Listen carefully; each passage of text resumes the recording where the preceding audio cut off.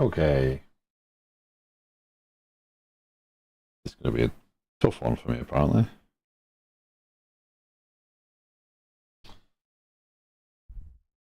Yo, how you doing? So, apparently, the widget for my chat that I put up on the prompter on my camera won't display. So, it means that I've got to kind of figure out an alternate way of being able to see YouTube and Twitch chat at the same time without using the prompter.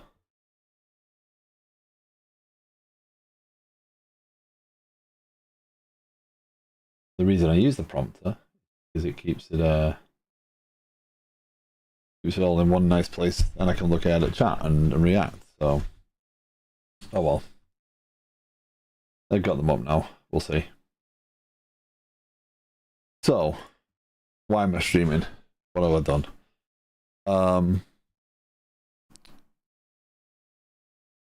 So after the stream ended yesterday, I did a little bit more work on the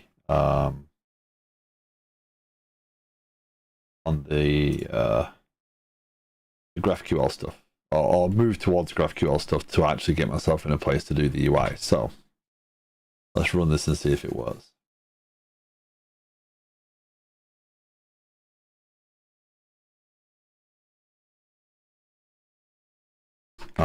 Kani, hello. Dukasoft, hello. Retrospec. I'm doing okay. I'm streaming to stay focused. And Junicus, good day. How are you? Sorry all.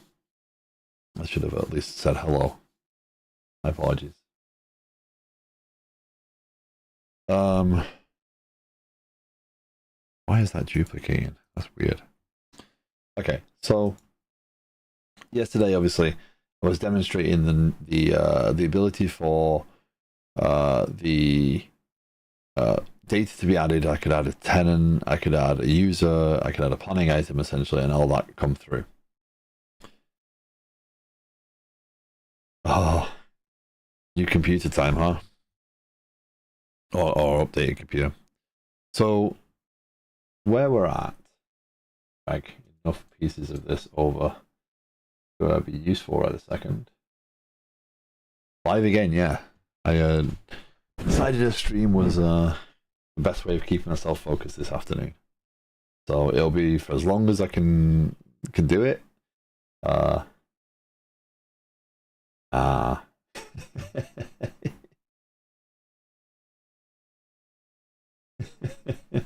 funny.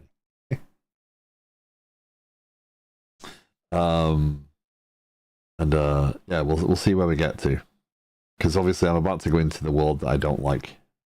I'm about to go into that world of UI that scares me, leaves me sad.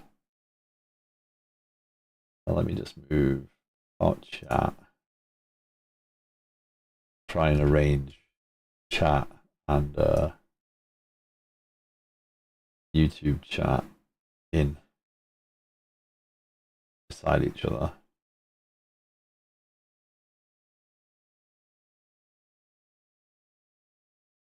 I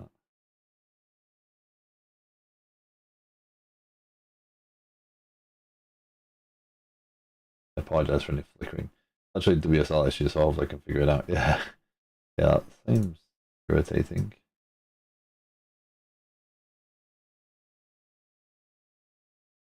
So I want to move that there. There.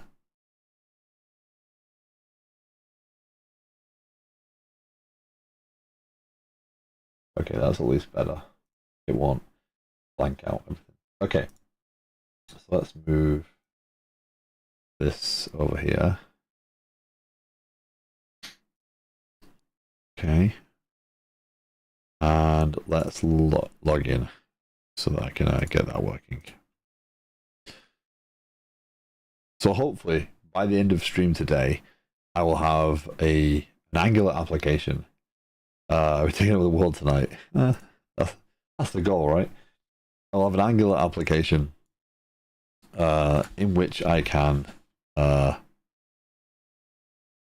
view the planning items. So I can log in and view the planning items. So let's just get the token. Okay. So banana cake pop. Connection settings, authorization, apply. So as you can see, let's hope this works. There. Oh no, not server not reachable. Why? Why is server not reachable? Because it didn't start this. Okay. Edit. It didn't save it. Add configuration. View GraphQL. After previous finished. This tool needs some work for sure.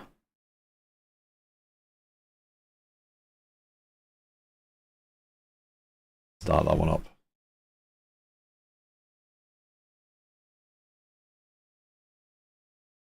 Day of physical later and too many late nights. Oh no. It's only 6 PM as well for you. Okay, so let's try that again. And hopefully get different results. There we go. Okay, so I now have a layer in which I can query. Don't need Hyper-V enabled for WSL. No, not Hyper-V, no. You need the extensions enabled. Yeah. And your motherboard needs to, or your BIOS needs to be set to enable virtualization. You don't need Hyper-V installed. I don't believe. So now I can query data. I can say, hey, title for the planning items. I can just get that. I can get created by user. I can get the name, and I can flex this now. And one thing I need to do: banana cake pop settings.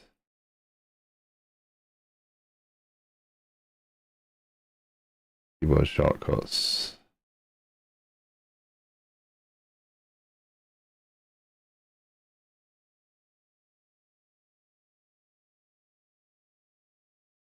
Trying to see if there's a zoom. There doesn't seem to be a zoom.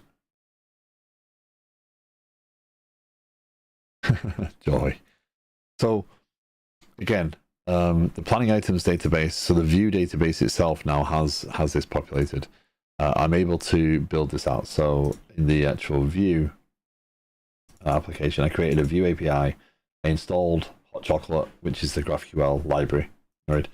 I added authorization stuff. So these are actually protected as well. If I disable authentication there, if I disable authorization, I can't do it because it's on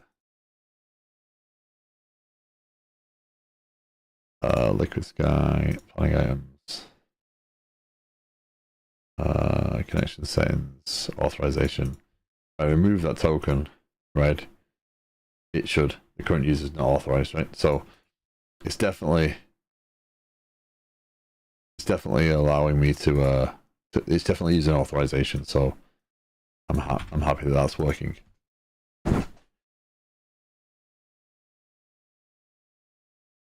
So again, right now I don't have enough information populated. So the goal of today's stream will be to get an Angular UI configured and have the Angular UI log in to Auth0 so I can get that token and do that process, and then basically make requests and get that data. And if I'm displaying planning items by the end of the stream, that's the goal. So down we go. I have so many windows.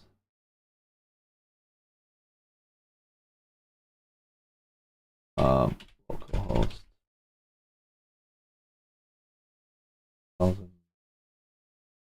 So for those that haven't been in here in a little while, firstly, if you have any questions, if you have any thoughts or opinions, or you'd like to see a little bit more about what I've done, you're more than welcome to ask. This code is not open sourced, but I'm more than happy to share what I've done.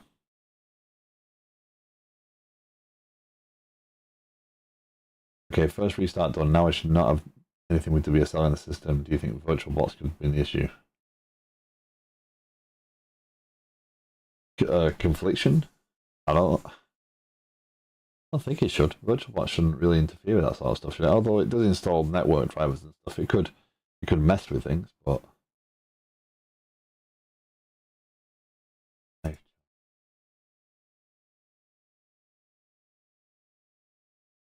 so yeah, if you're interested in what I'm doing, if you want to know more about what I'm doing, you're more than welcome to ask. Is the thing that I was trying to say before. So here's where I am. I'm gonna now create the read API essentially with GraphQL, right? So I could create actual APIs around this. I could do all sorts. I've got the data structure. I've got data being consumed. I'll flex that a little bit more afterwards and create more users and stuff, and so I can get actual names. But overall, this is where I am. So now I need to build a client, right? So if I take that, reset the canvas.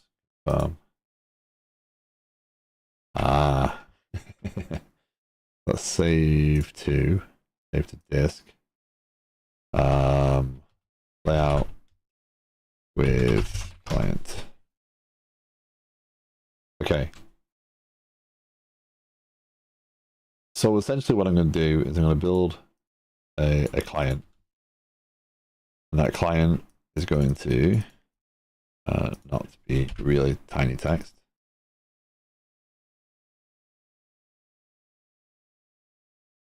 Like so. And the client is going to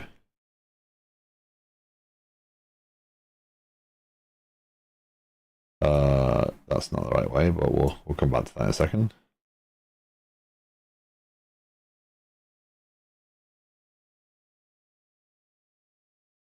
The client is going to read in there and it's going to put its data back in there. Wow, I did that twice. Read.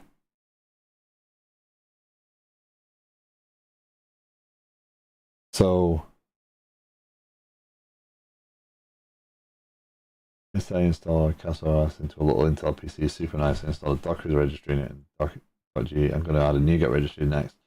Looking for a CI/CD thing that running the container. Gotcha.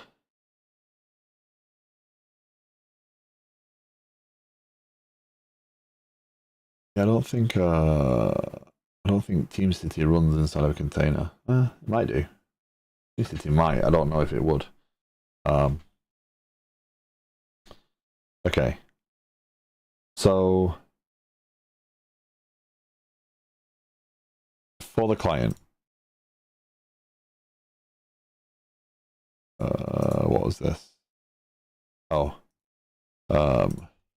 updated NuGet packages. I'm trying to make sure that I keep all the NuGet packages up to date and set up, so that I don't end up with months worth of out of date NuGet packages that then I have to update and worry about. So I'm trying to keep them moving forward with me. So UI client. I'm going to look at something called analog.js. I'm going to use Angular for this. I'm not going to use Blazor. I don't want to go down that path right now. Angular is something that I am relatively comfortable with. It's been a while, so I'll be rusty. But it's something that I feel I'd feel better about building a client on. Blazor, whether I use WebAssembly or server or whatever, just leaves me with this confusion over where the pieces lie and the challenges of creating the pieces to get the data, etc., effectively. I don't want to get into that realm right this second. So maybe later I can come back around and look at how I might use a Blazor client. But right now I'm going to use AngularJS not AngularJS. And then I saw this library. So don't know how to pronounce his stream name. Exocamil. He was he does a lot of Angular streaming, and he was showing this off at one point, and it's a kind of some of the things that Angular doesn't do. Yeah, I'm looking at an analog JS Angular meta framework. I'm just trying to see if this is something that I want to use. So, yeah, just to demonstrate again. this is a. So I could have done that one. Angular with Vite. Vite powered. Because it supports stuff. I feel those until PCs like 5 tall, I think I can set up a proxmox cluster 2 and just a full-blown VM for the CI/CD and let it generate container images and nuggets into those local containers. That entire world is just, it's so much time. So basically, Mr. Anhorn, good day by the way, I've got a GraphQL layer sat on top now of the view side of things. So I figured it's time to, I know that the UI is going to make this thing a little bit more interesting and a little bit more, approachable. So my goal over the next couple of weeks will be to build a planning application, essentially. Just build the planning component to a point where I could actually start to use it as well. But yeah, I got GraphQL installed in there, and so unfortunately, planning items is really the only thing I need right now. But I can do ID, and then I can do planning items by ID.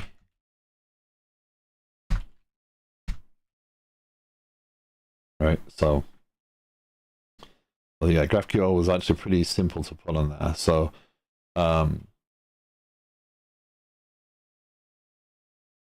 we go into the scary world. We go into the terrifying world of front end. No, I want over there, thank you.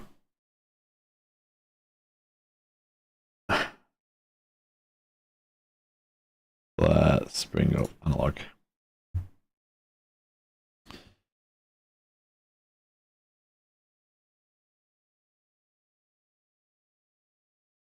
So, as far as I understand it, analog is built on top of Angular, and it adds some extra pieces, right? For me, I'm not necessarily going to need static site generation right out of the box, right? It's not like I'm going to be expecting this to be crawled. I don't need that.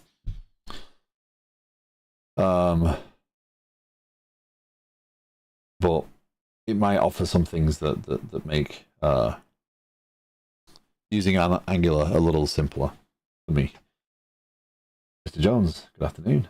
Hope you're well.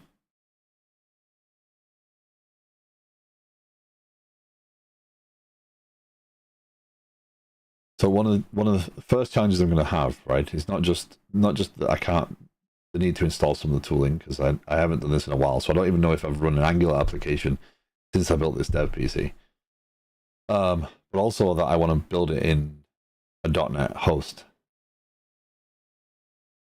which typically installs Angular, right? So that's going to be challenge one, because I want it to be able to start up. So if I do, if I go to the front end placeholder right now, right? This is an Angular application. I suppose I do have the tools. That's the Angular application. But this is an out of the box. So I'm not 100% sure which pieces I need to host the Angular application. Right? Shouldn't be that much, right?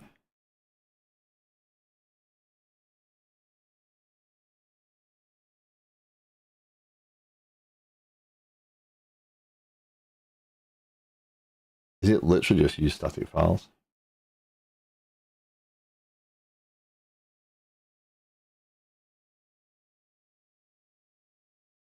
use the Angular template, then wipe out all the client app, and then put in the pieces. But it's just static files that does it right now. It didn't used to be though. How does that? Oh, map format to file.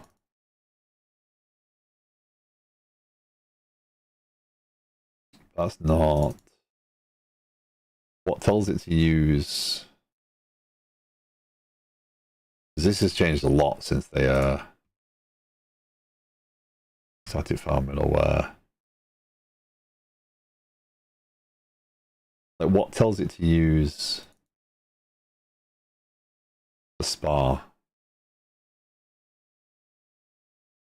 This is always the scariest part of starting up the application like this for me is always which pieces am I going to leave in there that I don't need to leave in there? Is this a standard client app that it'll know now? Because you used to have to map other things.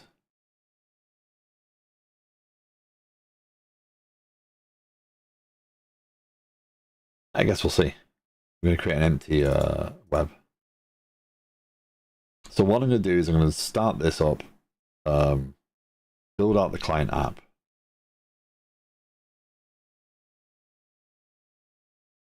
The index.html they have there will add the JS generated the client app.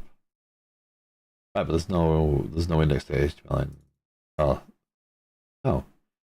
The only index.html. No. The only one is there.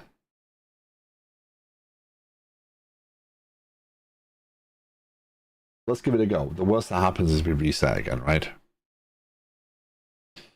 Okay. Close that DevTools down. That's my .go. That's that.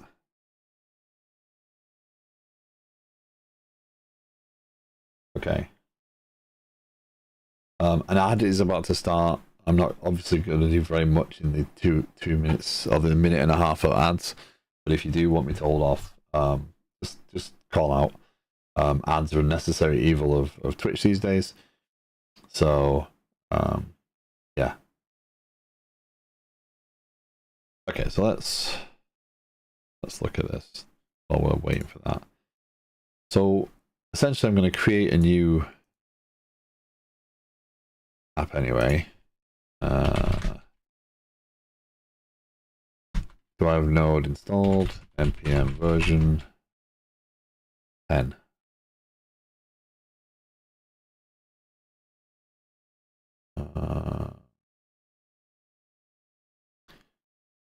Node 16.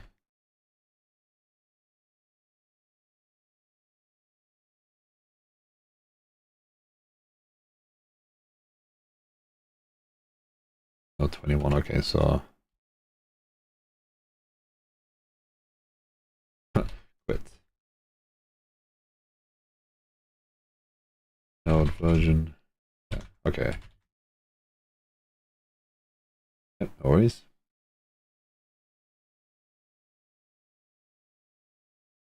Okay, so requires the following.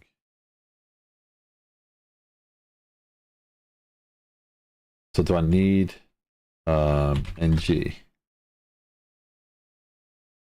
Do I need ng installed to do this then? Angular CLI. There you go. npm install -g Angular CLI. Let's get that installed. Because what I want to do is I want to try and see if I can just create this using the normal tools without actually using .NET tools, and then just put the pieces in place and then have it start the app. That would be my ideal way of doing it. ng version.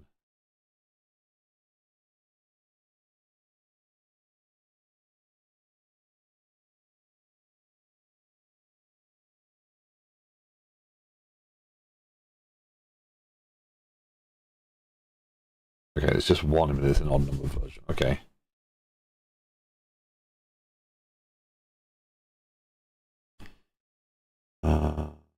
Okay. So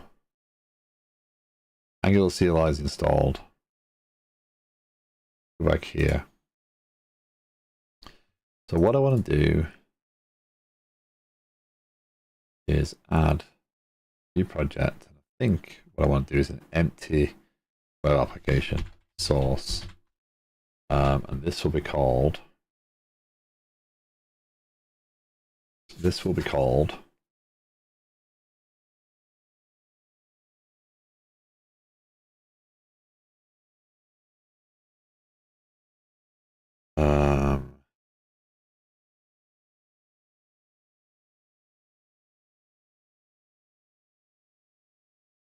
right now, I'm not going to worry about it being everything.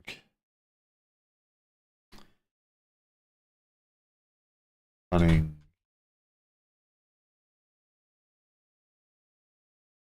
It's bugging me that I can't just see chat. It's kind of putting me off because I keep twisting for the purpose of getting the prompt to us that I could do that. Avoid that rather. Box. Master Labs. It's as if the dock window in OBS is kind of settled weird. I don't know how to move it or grab it. I suppose I could reset layout in some shape or form. Reset UI.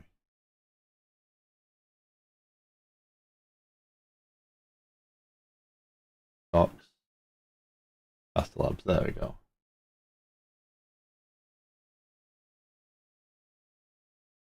Oh. Doing.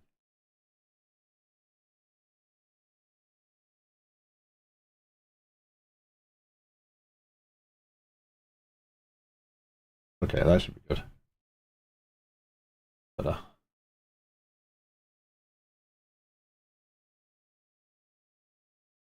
guess I'll know. If someone types something in chat, I'll know then. Okay, so this is going to be my front end. There we go. Thank you.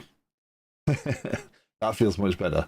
Having got used to using the prompter now and being able to look up there, it's actually much easier than having it off to the side. Okay, so this is in planning view. This is the actual front end.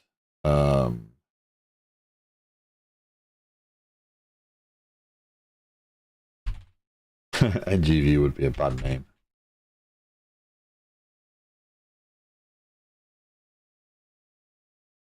I'm going to name the technology. Let's see if we can piece these things in there. My cluster ran out of disk space. Oh no, that ain't good. Okay, so we're going to see if we can piece this in. Right, let's go here and then open terminal. The reason I was trying to do that is so that I can definitely move this over here, and then I don't have the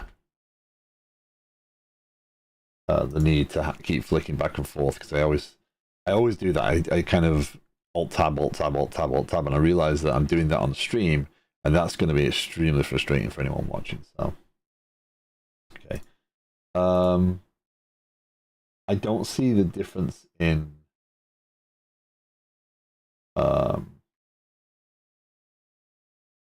the different package managers, or npm yarn or pnpm. I don't know what the difference is, so for now I'm just going to keep it simple.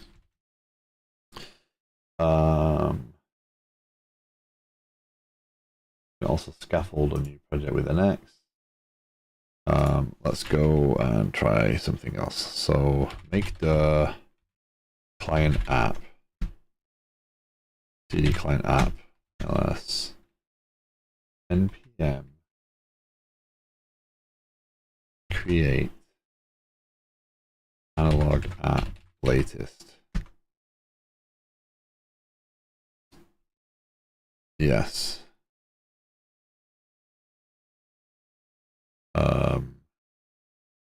Angular view. Go 17. Yes, I would like to add Tailwind.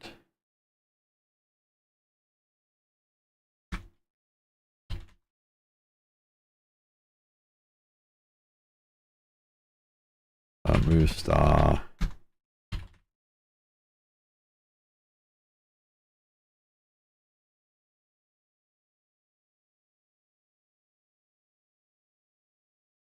Okay, so that's not good at all. My cluster ran out of line nodes or something like that before. Not space, but pointers to files. Oh. That doesn't sound fun. Okay, so we're going to do that. And we're going to go in here. I'm going to say we're not using controllers. We can use this. We just don't need that either. We just need those two. So they're in app. And then we do map fallback to file.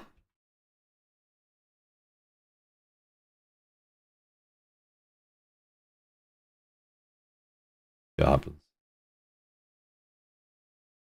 That is the day I learned that Linux has a 65 billion file limit. Ah.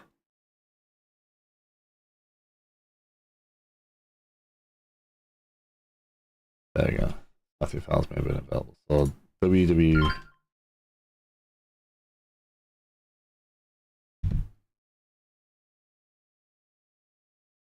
root. That's not going to do anything for me because www root is just the favicon. That's fine. Seems to be working. Okay, so this does not do the proxy stuff. So how does the proxy stuff get in there? Yes, I could at this point wipe out the create a new web app using Angular, wipe out the Angular stuff and replace it. I just want to know if there's anything I actually need to do.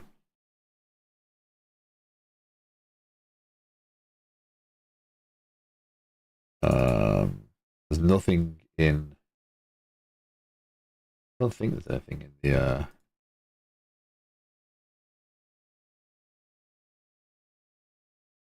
template. Ah, there we go.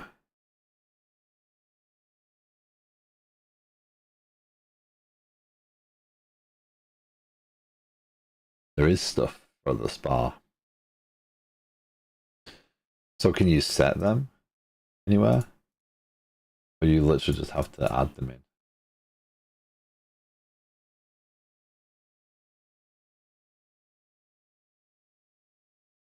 So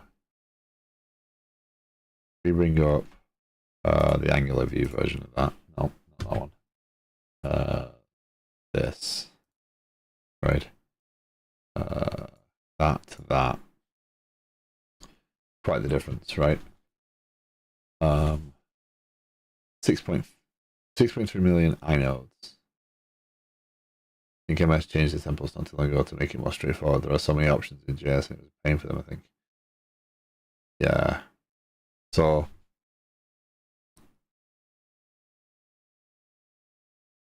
root namespace Angular view. So the spa piece is here.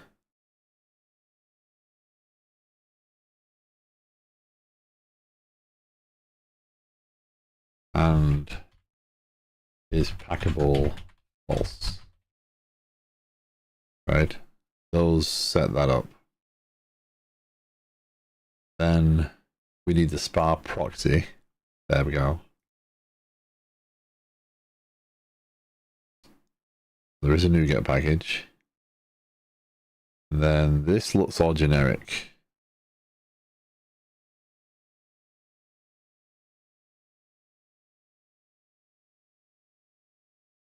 But this still works for .NET. I used to like this setup for my old React project.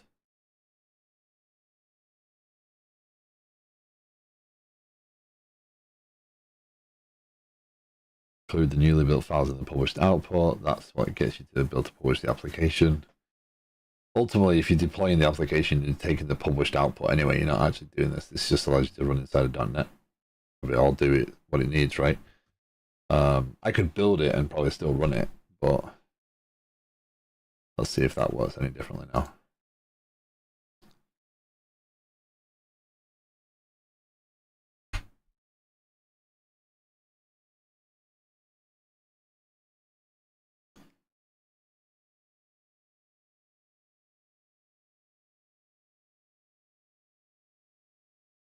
Taking its sweet time to build.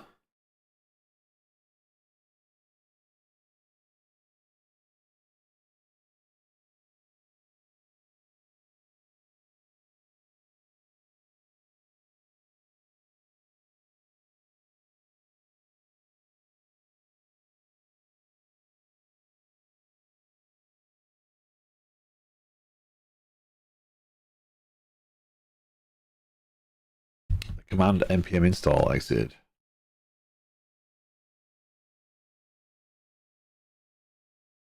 Not totally unsurprised. We may have to change that piece. So let me go back to the serving the application npm run start, building the application npm run build.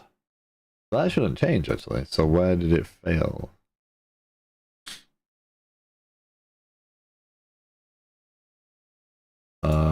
Client app.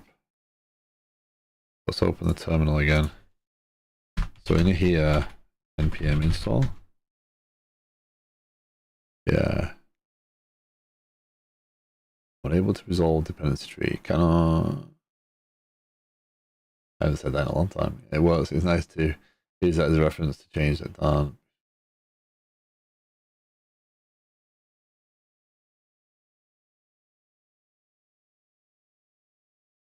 First push should take time because npm. Yep.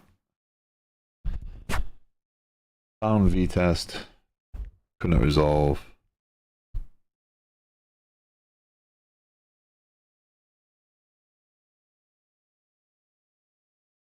Why wouldn't that work if that's just a brand new out of the box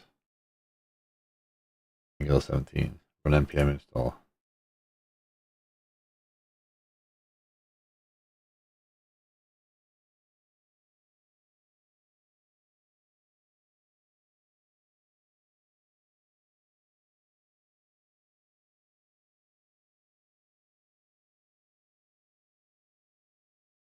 It's just is this a me problem or is this a checkout problem?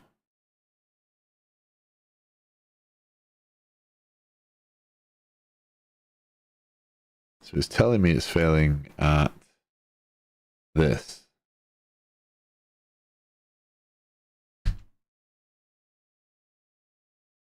Cannot resolve vtest from NXV 1805.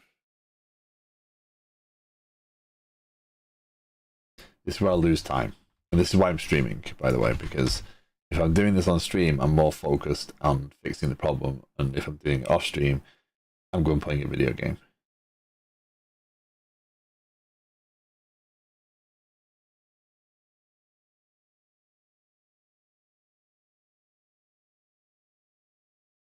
So all I've done so far is type one line, right? I've typed npm create analog latest, and yes, I copied the folder structure. That shouldn't matter.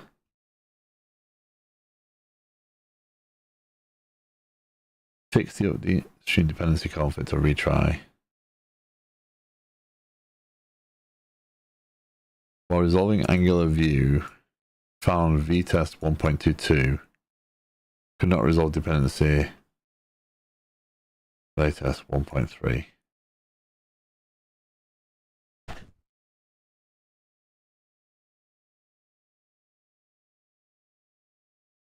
So analog, yes.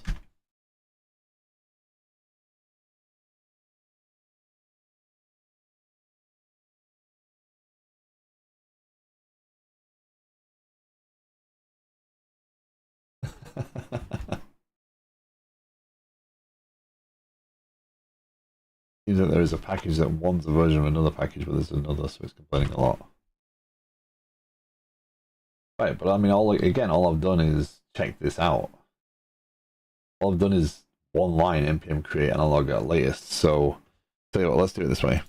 Go here, cd c temp. Yeah, make the test test.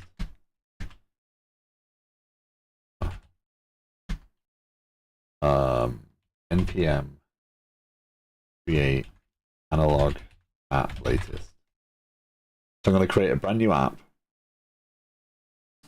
for Blazor. This is a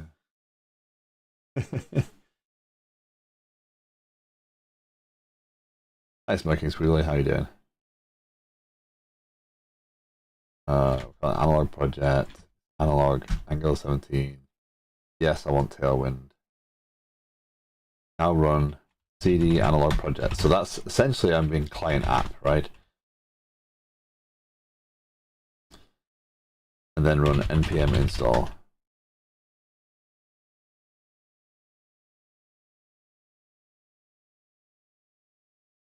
That's interesting.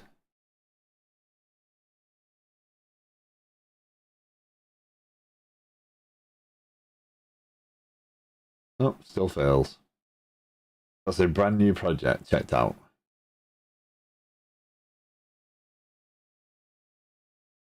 Following their directions.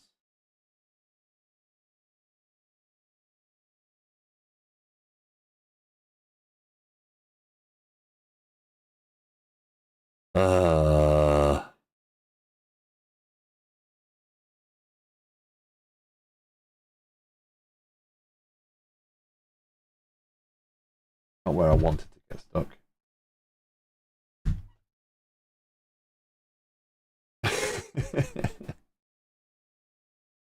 Okay, so it's not a me problem. That's a fresh checkout of that project. That again, just following those instructions. We've got Angular 17 there. My node version is 21, so it's high enough. So there's no challenges there that I can see. So what am I missing? So the v-test that's in here is referring to 1.2. If I just make that 1.3.1 to start with, and try npm install.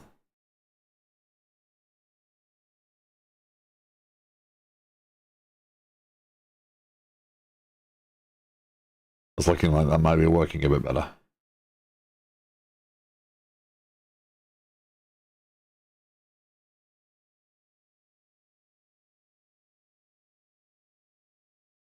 I have the way to do all new front-end apps. Sounds like a viable solution.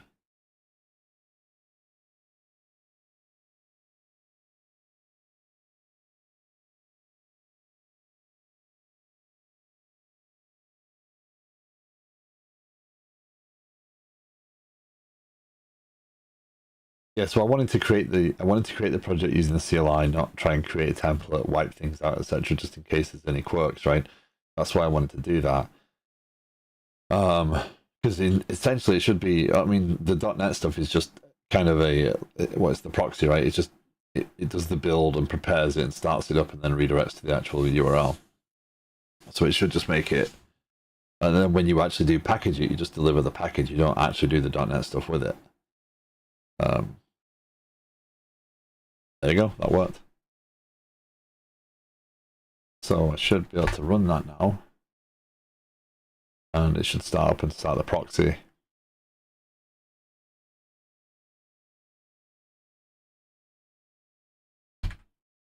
He says, nope. What determines the proxy stuff then?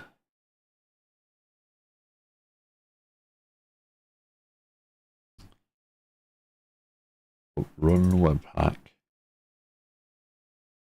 Welcome back, Deflux. How you doing? No, I thought it was a project based on something else that's up Angular with V and that, or if it was the official win Angular. So this is again, I'm using this meta framework, right? So I wanted to experiment with this. From what I was gathering the other week, listening to someone talk about this, it was kind of like a better piece of Angular. And again, SSR support. I'm not entirely sure what that means, right?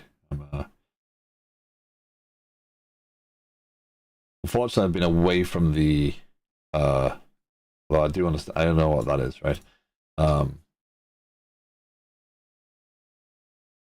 been away from this world for even longer, right? Because I haven't done any UI work in a long time.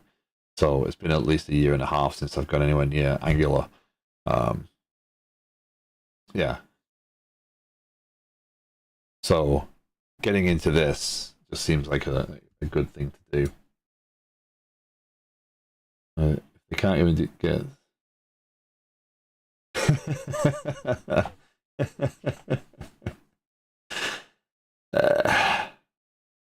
Is that their problem, or is that the libraries have changed since they did the instructions and they've yet to test it and put it out? But then I use Blazor. Yeah, I'm not using Blazor. Again, I'm not using Blazor because I don't. That whole code and markup thing still doesn't sit right with me, and I still don't feel comfortable working in that. So I want to do something like I'm used to, because I've got some other things I want to look at here, and build an app on this. Not to say I won't build different UIs.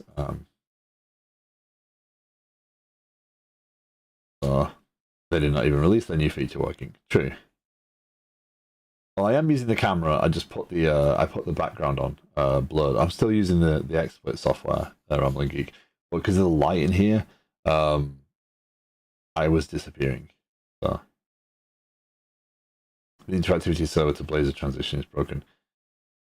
Yeah, I've seen some stuff around that.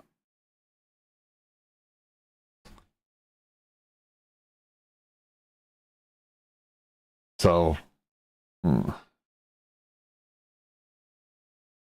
that's why is this not working? I'm not. All my paths are the same. So Sparrow is client app. Where did that put? Server, routes, assets, pages. Shouldn't I put a node module somewhere?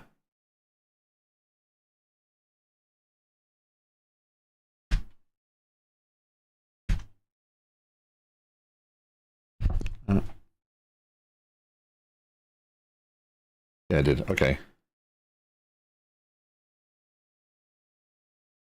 It just hides it from here. Okay.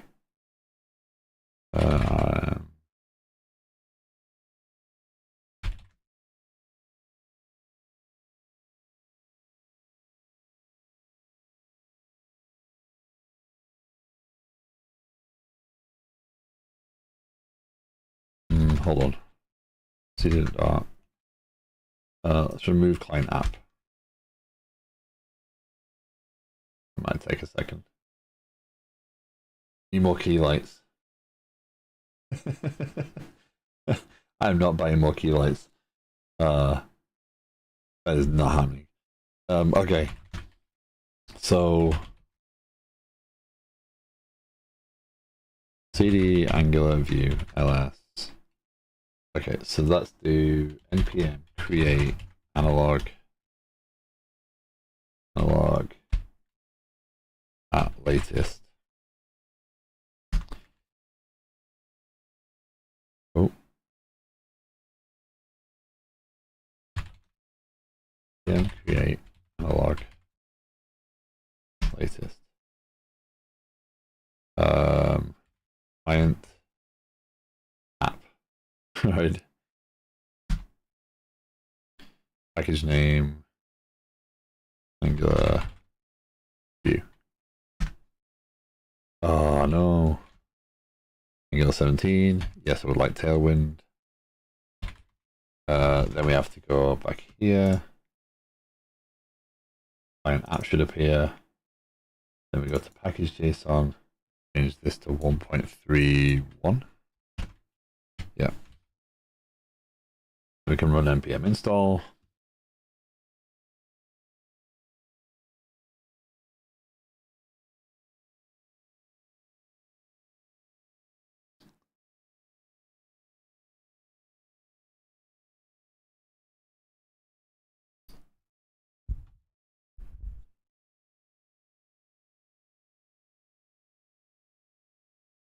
This is always my problem when I get to the Angular or the client stuff in general, is I now spend more time trying to just mess around with things and get things moving, and less time actually getting to what I want to do.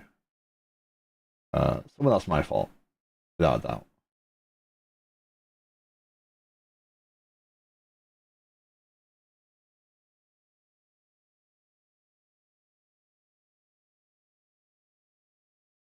But I'm not taking the full blame. um, this world is, considering the amount of development we have to do. Again, if I'm going to claim I'm a full stack developer, then I've got a lot of different pieces to touch on, right? So this stuff is just not something I enjoy doing too much of. That being said, I do want to at least get more familiar with Tailwind. I do want to do some layout, and I do want to see if I can find some UI people to maybe hire, hopefully for not too much money, to actually do some good layouts for me. Try and really treat this as a professional product. Maybe I'll find someone who's wanted to make a portfolio. Okay, let's see if that changes how that behaves, because that's not. This isn't starting the proxy. No, it's not. It won't start the proxy. Why won't it start the proxy?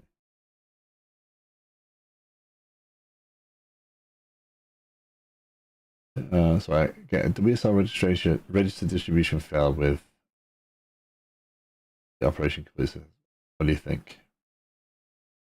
I think that's not going the way you want it to go. So if I start this one up, right, what you'll see is it will.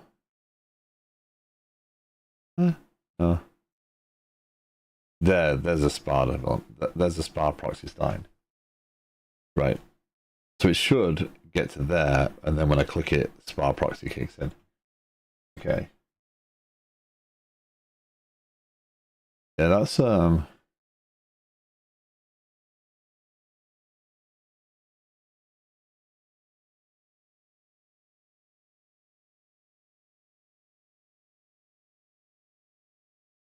looks like it's all over the place as to what could be the cause there. Just a brief Google.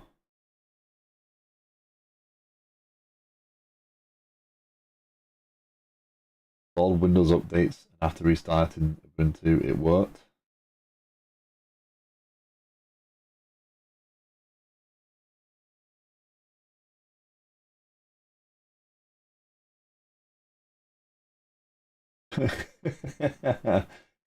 Okay, I'm not reading down that path.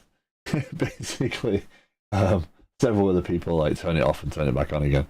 Turn off all the options inside of Windows for the virtualization stuff. The three options there, and then turn them back on again.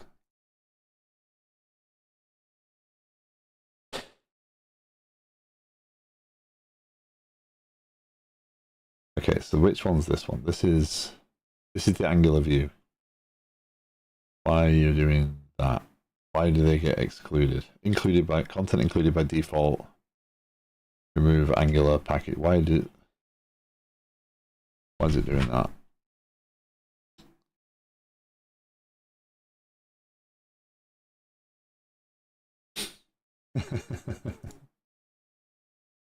Okay. So what should happen? Again, I'm not doing anything particularly different here, right? What should happen is, and let's just check the dependencies. So the SPA proxy is installed. Should happen is when I launch. No, not placeholder login. Angular view.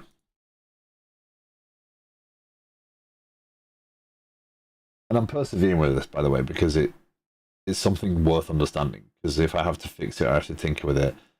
I don't want to be messing around, right? So the problem is that the page starts and it doesn't load. Now either I'm starting the wrong address, So let's have a look at the property. Actually, let's have a look at the launch settings. So this is what launch is. There's no spa. Hold on. I wonder if that's in there. Nope, that's not there, is it? Let's remove the garbage.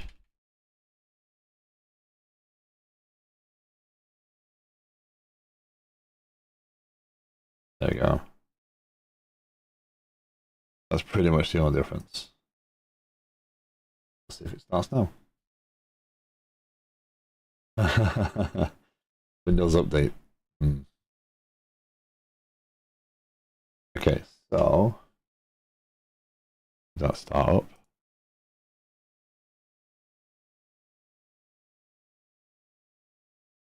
Nope. Nope.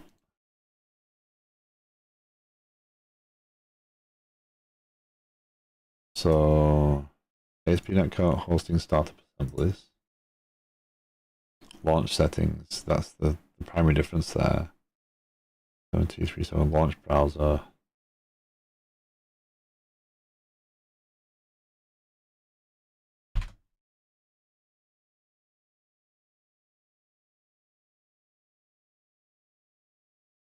Interesting, an editor config. I wonder if that has any relevance. That editor config was just so that you could enforce rules and stuff. So start once more, give it another go. So in theory, what should happen is when I click that, oh, it's doing it. Nice. Would you like to share pseudonymous usage data? No.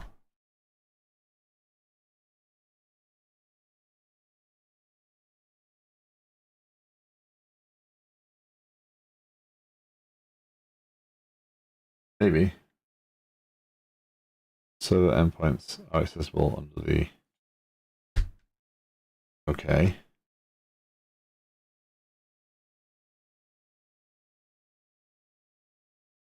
Is that's not a selection?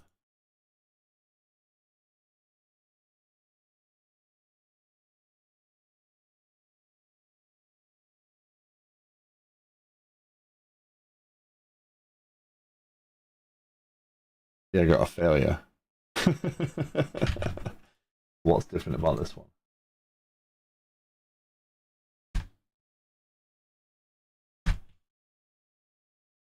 Okay, exit that. Shutting down. Huh.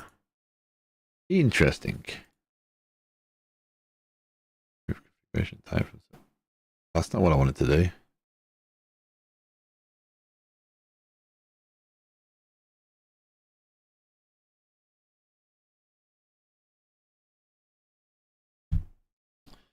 Okay, let's try that once more.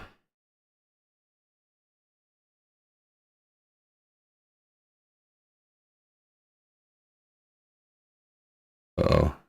I need to figure out how to add that back into services.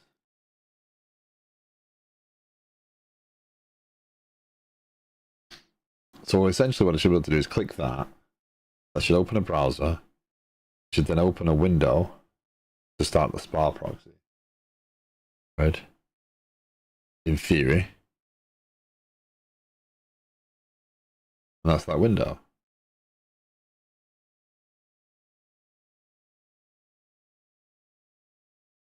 Now that I can see. So this is what the other window is showing, right? So this will sit here waiting for this to start now, right? But the problem is this isn't starting. It's not selectable. I can't type anything.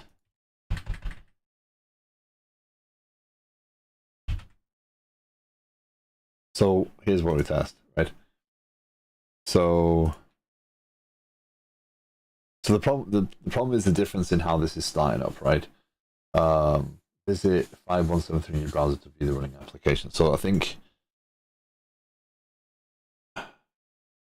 I wonder if there's a configuration I'm missing here.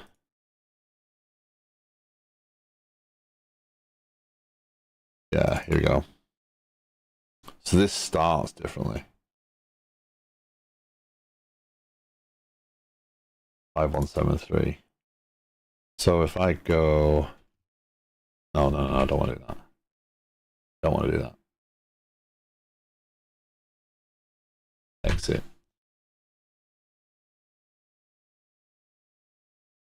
So the configuration of this is not really friendly in terms of how it's going to work, because if I go to open in terminal, that is CD client app, right? npm run start.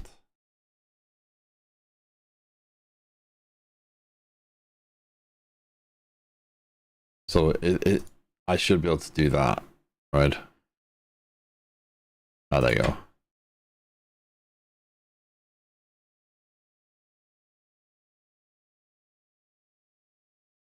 There's my app.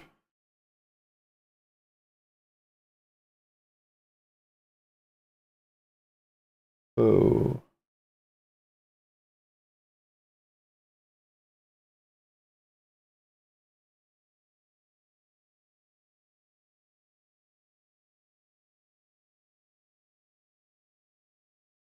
I think it's just not very friendly to how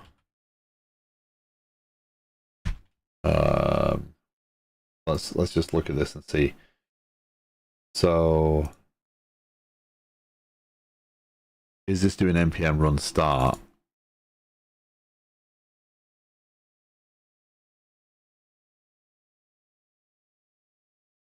npm run start. Let's see if that changes the behavior. So when I open that,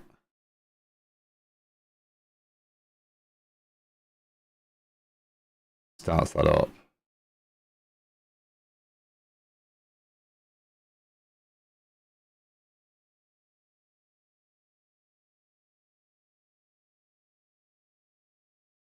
Okay. So it's not ideal.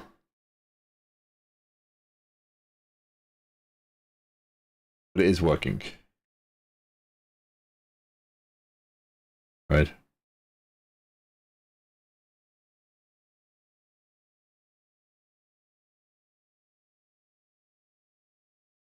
So not ideal.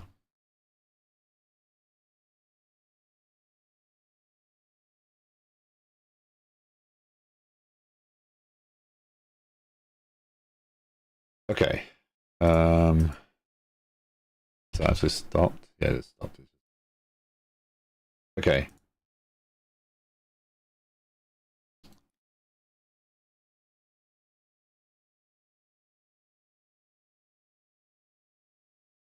So now we have an app, and there's the app component. This is all stuff I'm used to seeing. Pages, index. There's our homepage. Now config. That's fine.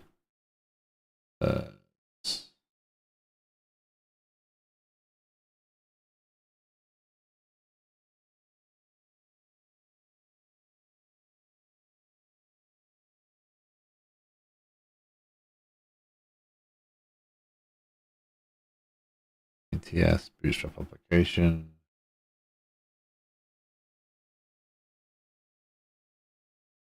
Oh boy. Okay, so first things first, I need to figure out how to add the auth0 components in here. So beauty is, if you go to auth0,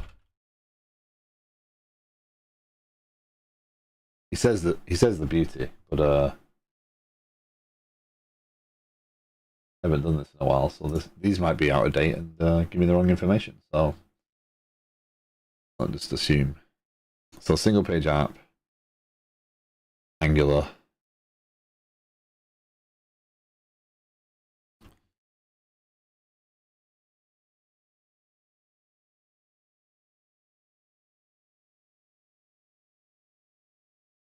Okay, so this is one of the first things we need to do, right? We need to add auth0. We go to our package JSON. and add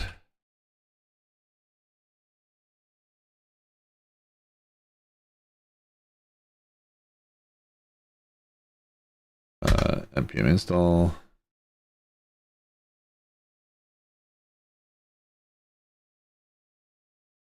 I'll worry about callback URLs afterwards. I'm just going to go through these pieces. So in your app module TS, import the auth module. Oh no, what's that going to complain about?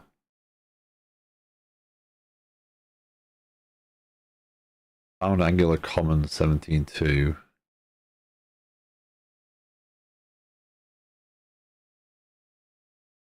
Could not resolve peer dependency less than... No, don't do this to me.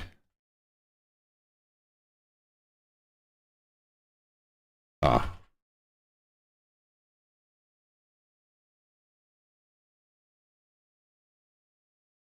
I assume ng add adds the version that's relevant to your version of Angular. That would be my difference there. Okay. So first problem, there is no app.module. So where does this stuff live now? Is this an Angular 17 difference, or is this an Angular...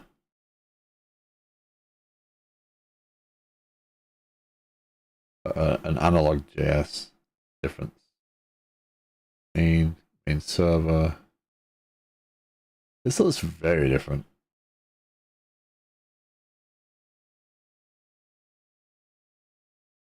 App component. That is... Real something I've done. I had a DNS proxy running in my PC that I was no longer using, and WSL uses port 53 for something on startup.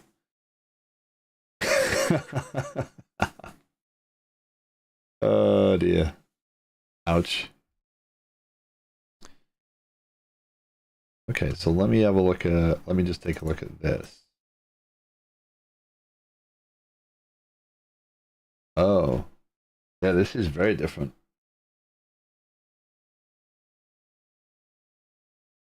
This is very different. So there is no equivalent of... So this is my auth stuff, right?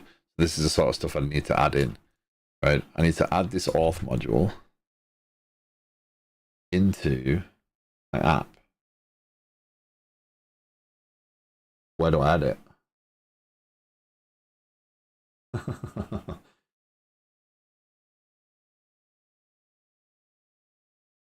I got a feeling if I figure this out, I've got a video to make.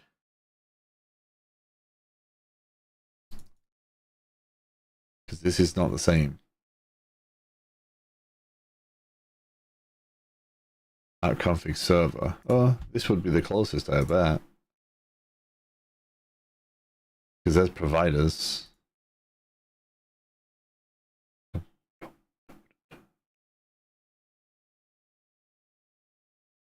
Providers is there.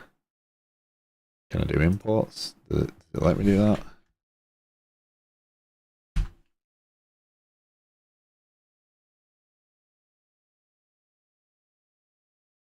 Add import. Oh, we don't like that.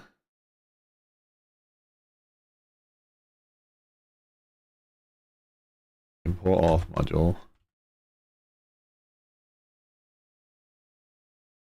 That doesn't like that. Ooh.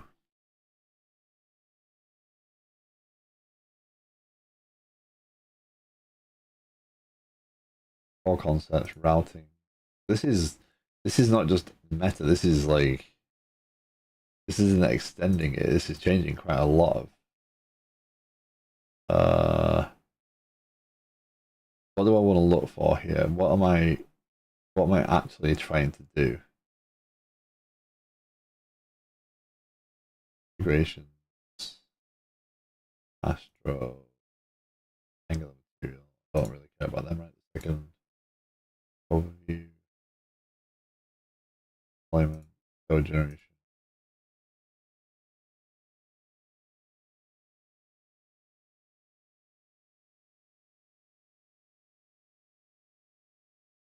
So what am I looking for?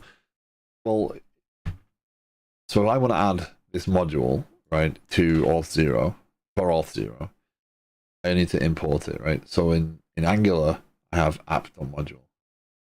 But in analog, there is no analog. There is no equivalent. Maybe imports. Maybe there is. Let's see. Okay, that is equivalent. Okay, so let's have a look. Just copy that part. So the app component.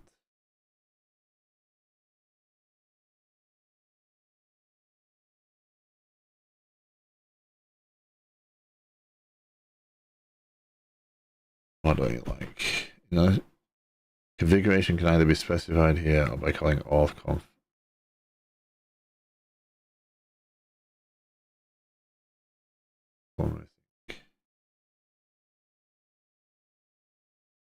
Auth module.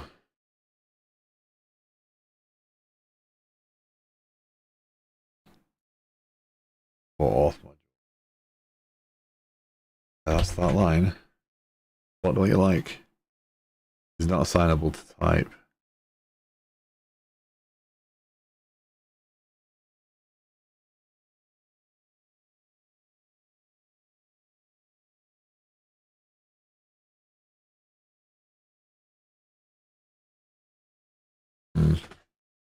I've got a feeling that I might be ended up on Angular here rather than waste the time, because this is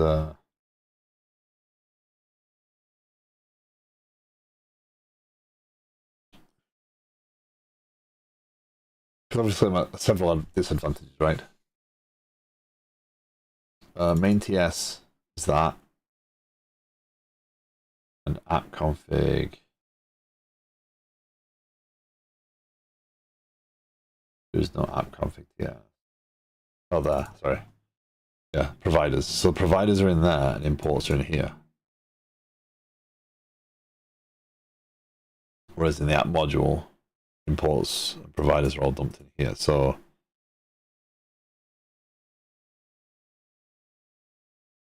quite interesting.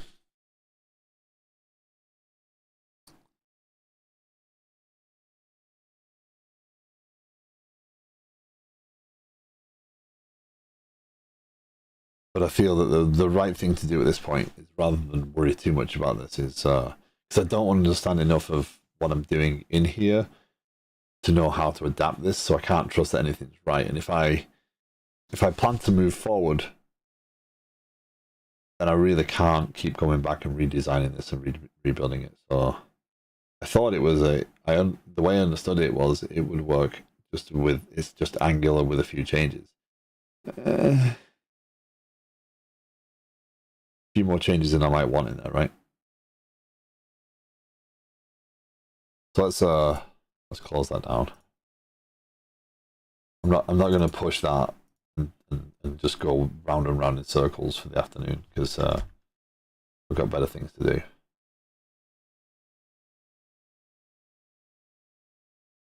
So let's let that delete. What I'll do is I'll actually follow up with I don't remember his name, Exocamil, when he next streams, and ask him how he would do Auth0 inside of analog,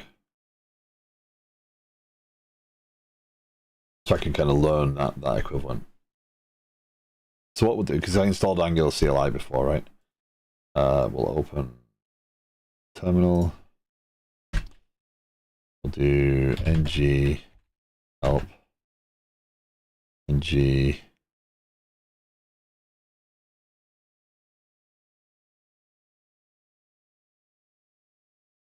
generate. Oh, new. ng new.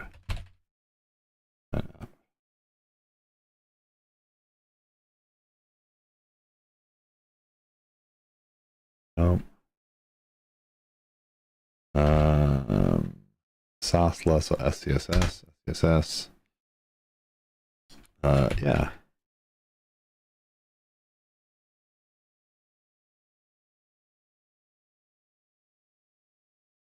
Because I've copied all the pieces in, this should actually just work.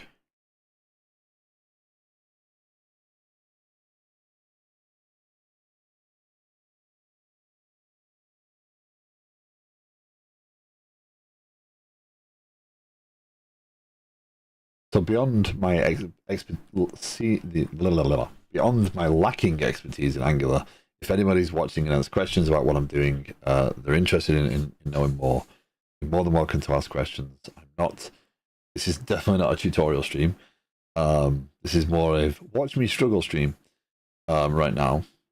The goal is to get an application started and actually start adding a UI to many months worth of work.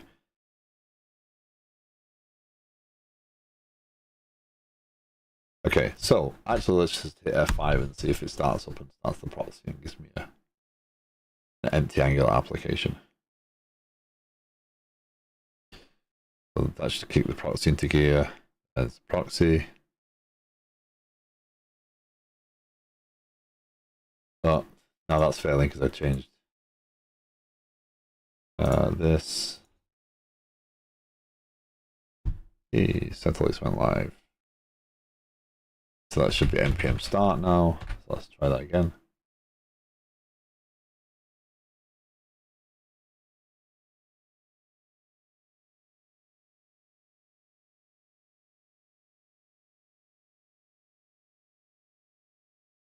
Couldn't start a Sprout development server with command npm start. Okay.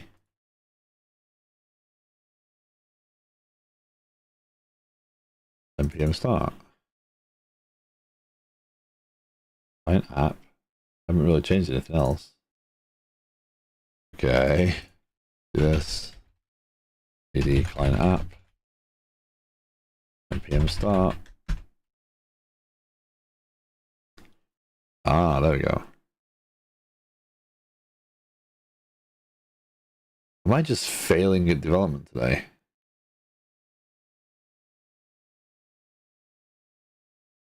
Hey, sorry, the goose. Hope you're well. I use a specific. So, do I use a specific one?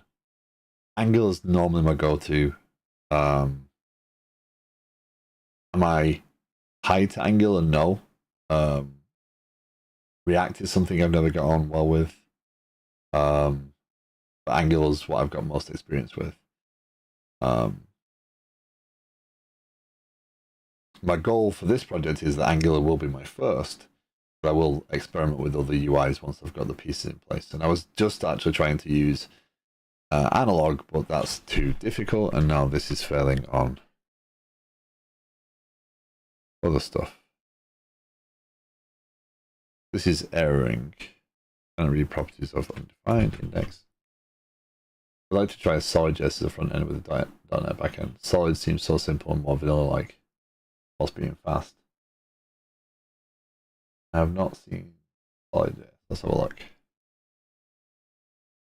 Because I've got a balance. Obviously, I'm trying to develop something, so I've got to balance my understanding with my ability to get over some of the humps. Angular, I'm comfortable with the general layout I can work with. I'm used to the libraries, the support for the libraries, etc. So, vanilla and modern. That is pretty vanilla JS, isn't it? That's okay. I mean, most of the benefit of using a client-side app like this is everything's just an API, right? So you just interact with an API.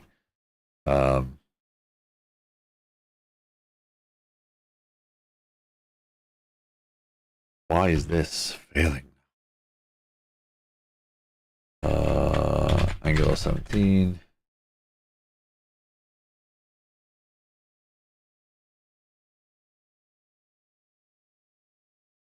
No, it's not. It's just not. npm start.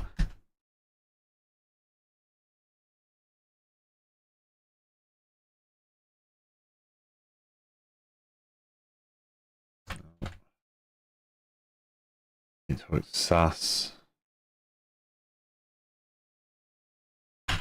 This is determined to just drive me crazy today, isn't it?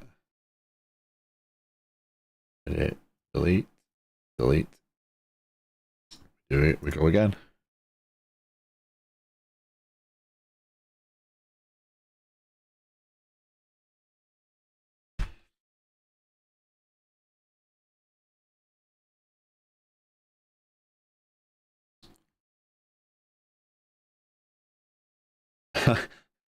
If I end up on Blazor, we've got a problem. Because the problem is that I obviously acknowledge the fact that Blazor, at least if I start a new Blazor project, the templating support's there, the tooling support's there for it. I can start it and get logged in, etc. But I just don't want to tinker with the whole rendering modes and all that code, the client server code, etc. mix. I don't want to play with that. I want a client application. Angular again is my go-to because it's something that I've done in the past. Yeah. ng new, was it? ng new client app.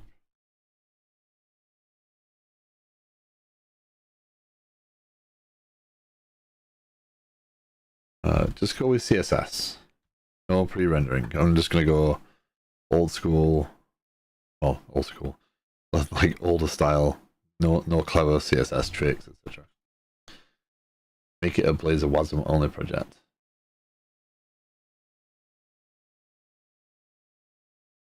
But again, I still struggle with that whole concept. Like the again, all the patterns I see, all the practices I see, like the code being right up in the. Okay, I can put it in the code behind. But yeah, accessing. Yeah, I have to write all the API wrappers and stuff and mess around with that and.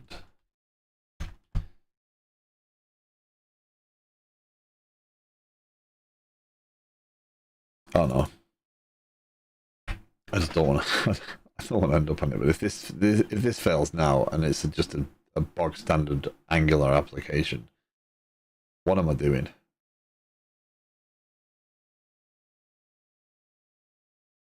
What is this?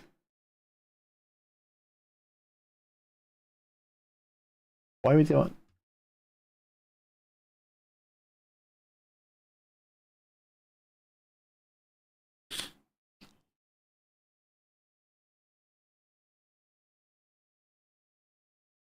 There you go.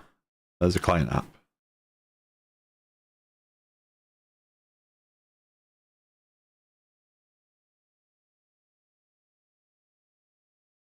Why do I have to click this now? What is? Where's this coming from?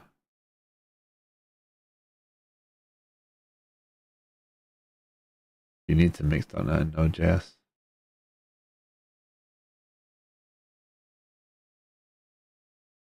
That one with the Angular CLI. Yeah. Yeah, that is. Interesting. Hold on, let's see. Go over here. Like an Angular JSON. Client app, Angular JSON.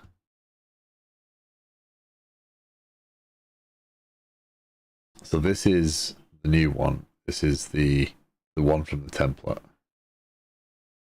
Project type, application, schematics, Angular application strict. There's none of that there. Root, source root, architect, build. I'll need that in a second.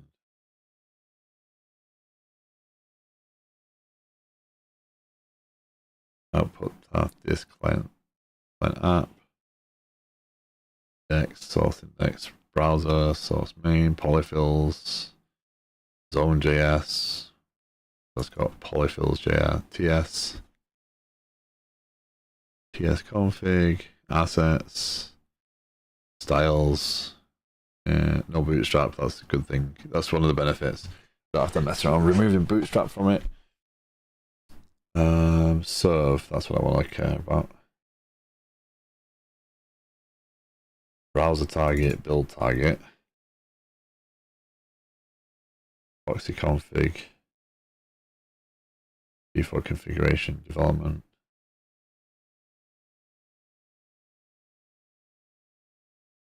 Interesting.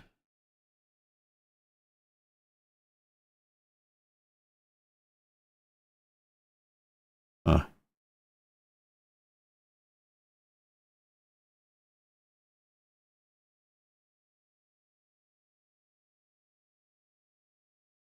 Also on TS config, right? No. Well, I called it placeholder because I literally intended it to just be all placeholder is a way for me to click a button to log in to launch the Auth0 authentication so I can get a token and I can use the rest of the application. Literally a placeholder application. The placeholder is just my name. This is interesting that they differ. Build Angular application, build Angular browser.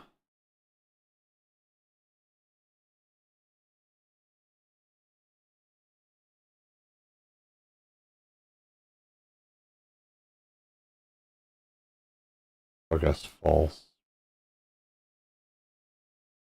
Huh.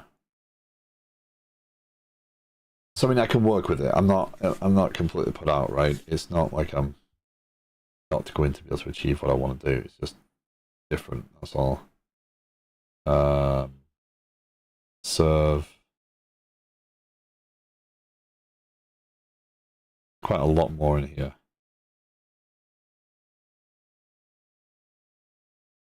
Configurations, development, optimization.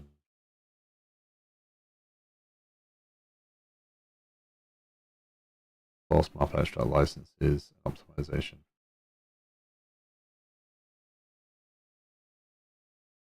Docker desktop is finally working again. Nice.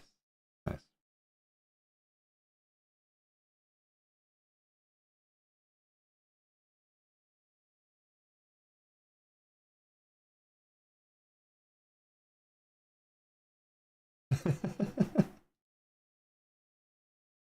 Oh dear. Okay, I'm not gonna panic about that. I'm gonna get the pieces installed and see if we can at least have an app up and running sometime today.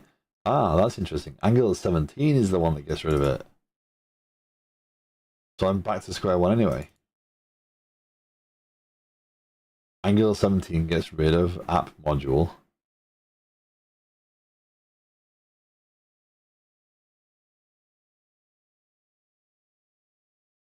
Ah. That is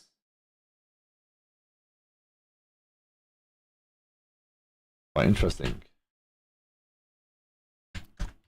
ng add auth0.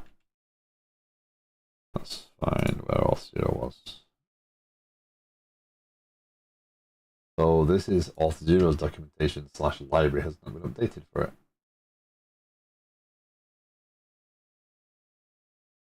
Auth0.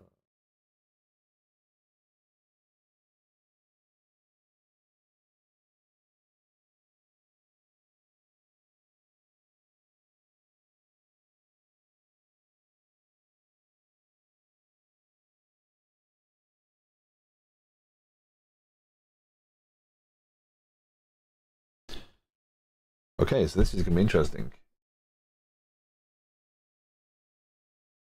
So what I'm going to do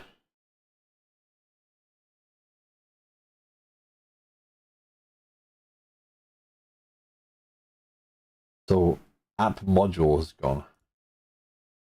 So app.module removed.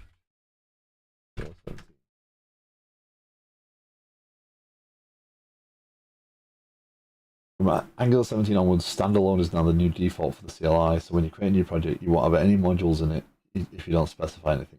However, it is still possible to create a module-based app by using no standalone. Standalone components were a feature introduced in 14 with the changes in 17. The Angular team strongly recommends to use them as they're easy to use, understand, and require less boilerplate.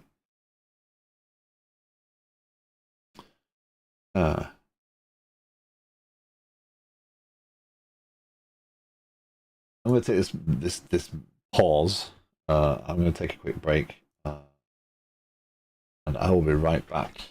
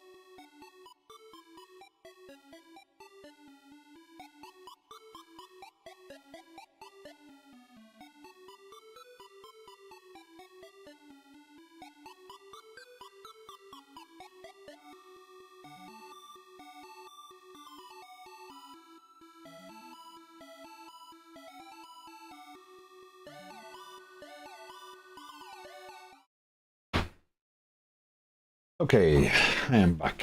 My apologies for that.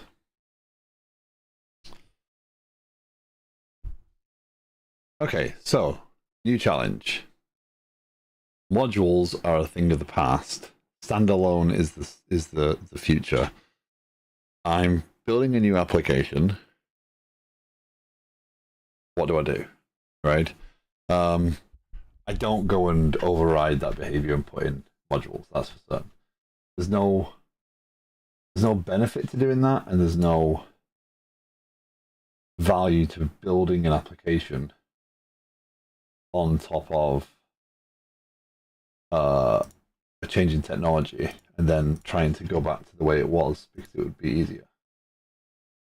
So I have to, and sorry, I'm looking to my right. I'm just trying to find if there's a screen or something that I could have. I have so many windows open. So many windows. Let me just close the one I wanted to see. So I've got to learn what it means to do this. You know, no matter what I do here, I'm learning something. I have to get used to a technology somewhere. So let's go to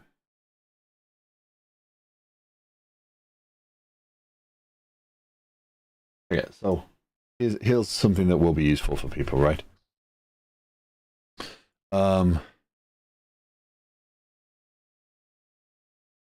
So Angular's changed how they do things in 17, right? The Auth0 documentation still assumes app.module. So learn Angular. I don't want to do an entire tutorial on this. Component composition.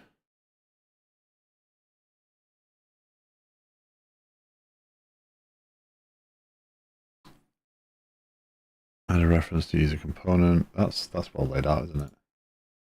I don't want a interactive thing.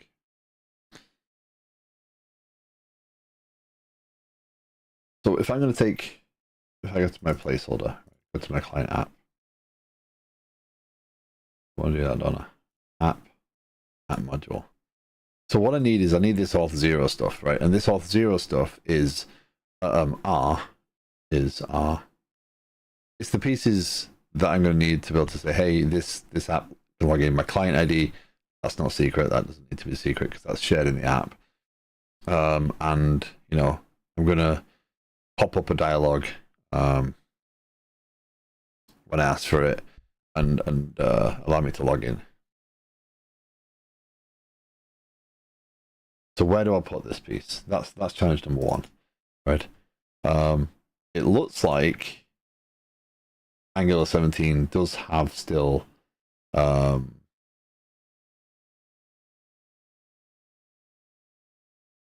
Liquid Sky there for now. It looks like it still has the imports, but if I paste this in, right, and I try and add import, right, it doesn't like this because it's a module. And modules have been module with providers. So what is the Angular 17 equivalent?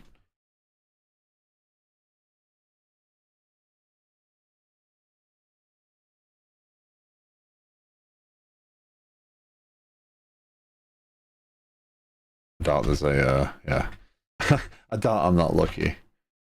Auth0 with Angular 17.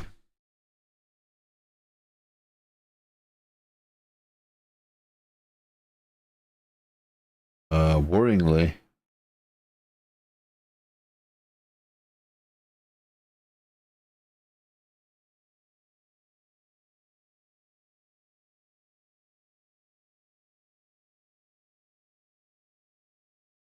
that's generic stuff.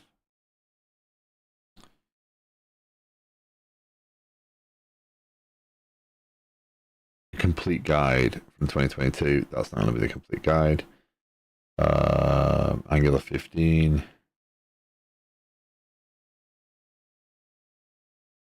(2023). So that's a year. That's a year ago, right?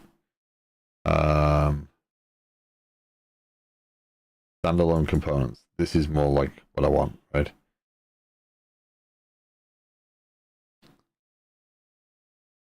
We get Angular with auth 0.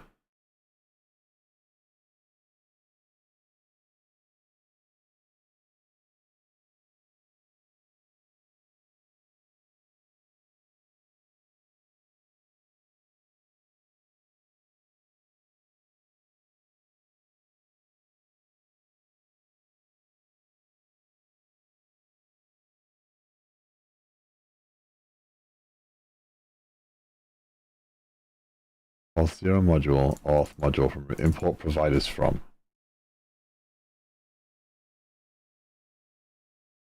Bootstrap application. So that's in main TS.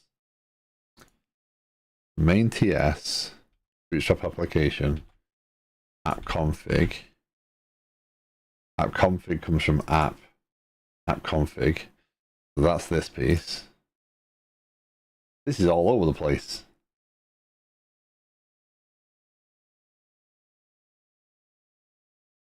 Provider router.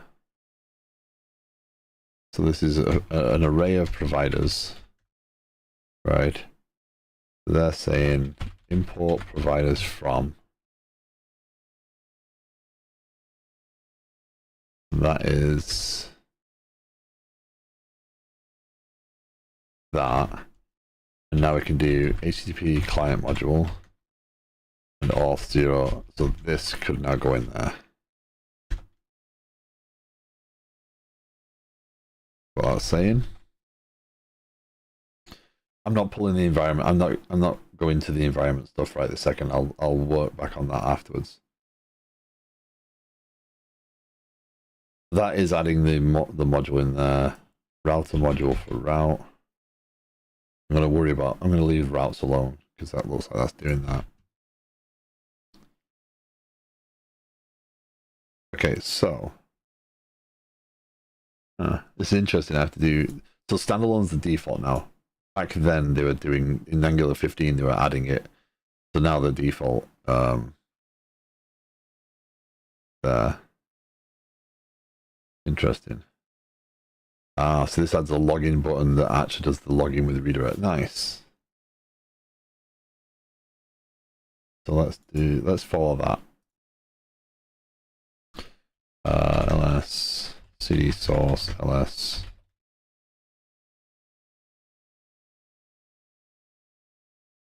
ng generate component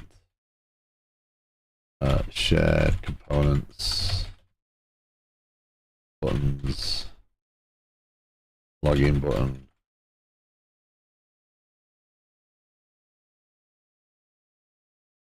inline template skip test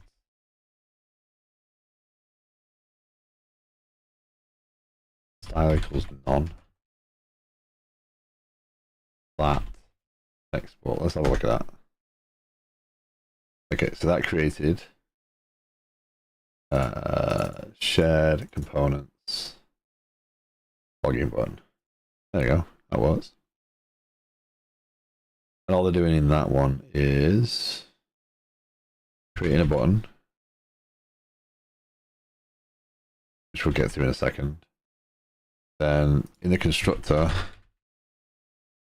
private auth service is an auth service. That's the Angular piece, right? And then we're doing handle login.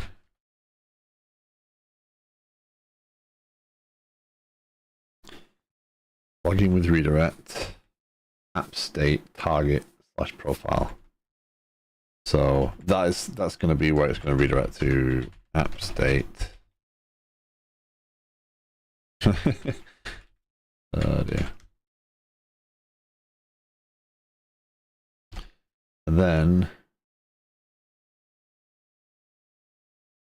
doesn't have to be able to sign up form. I'm not worried about sign up.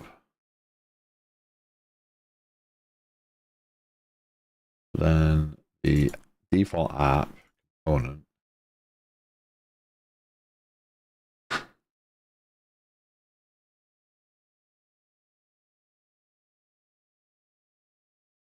Wow. delete the template below to get started with your project.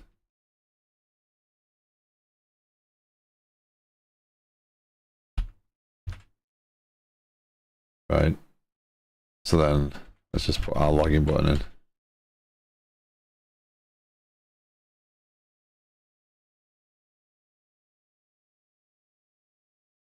Okay. And that should have added a logging button component there, yeah. Nice. We might want to move shared up to the app level, but we'll worry about that later. Okay, so I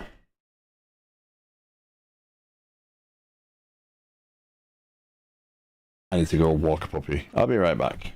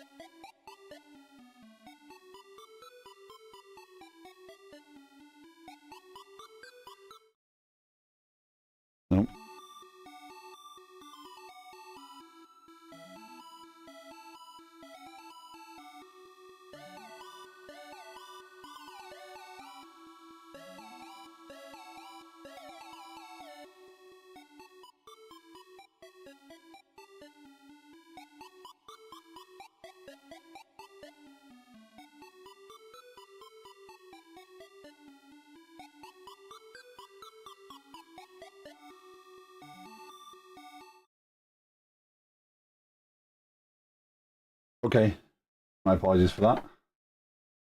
The stream had not caught up, and the buttons weren't working properly. Oh, okay, sorry. Two puppies needed to go out, so I do apologize. However, I was making progress, so that is good. So let's see if we can get this. Let's see if we can get the screen showing. Right, we should be able to see this when we start the application. We should be able to see a login button.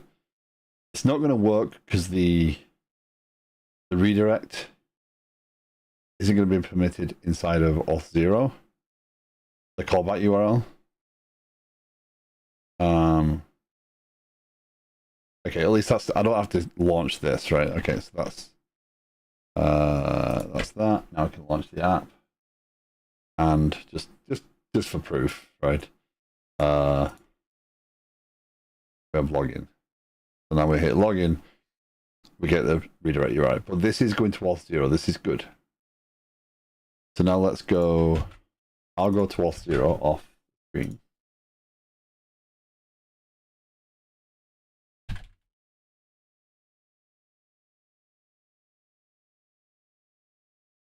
Log into that. Because two-factor auth, all those sorts of fun things. Remember this device for 30 days.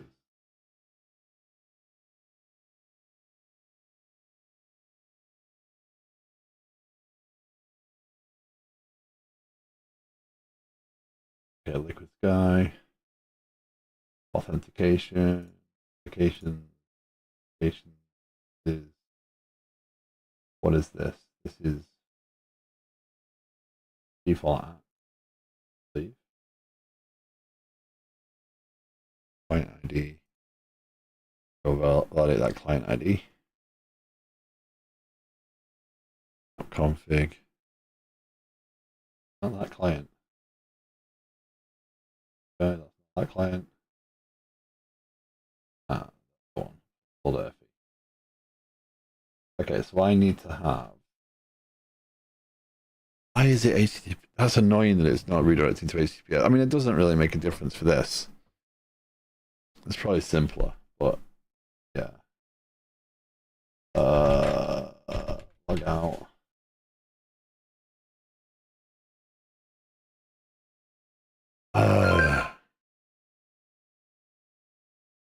That's interesting.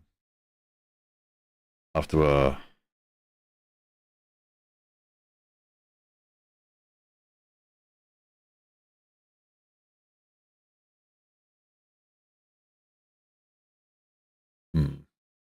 I wonder if I can set that afterwards and kind of set it to the same port that the app's going to start on. So here's the problem right this second though. I'm not allowed to use HTTP for callback URLs.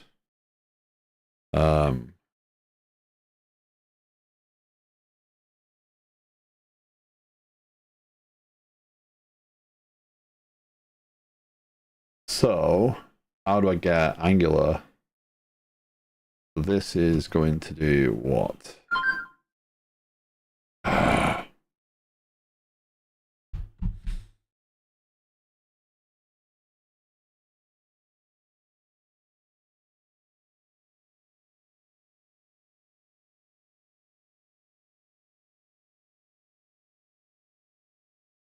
How do I tsconfig package JSON Angular JSON? That starts up.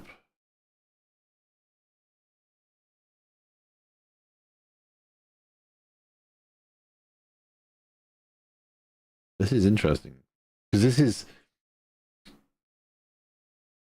is a challenge now because now I've built an Angular 17 app, which is clearly like the template for Visual Studio has not been updated for it, so it's not going to necessarily give me anything useful from that perspective.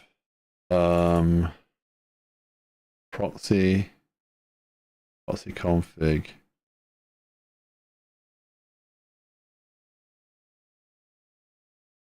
Maybe.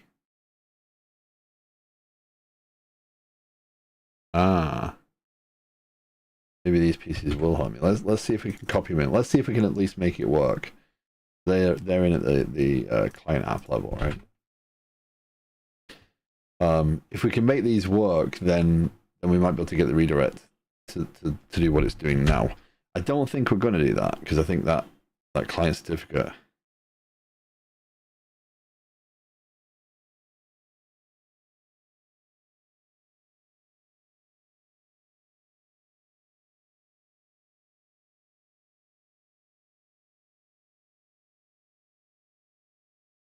It's lunchtime, so I'm being asked what I want for lunch. My apologies.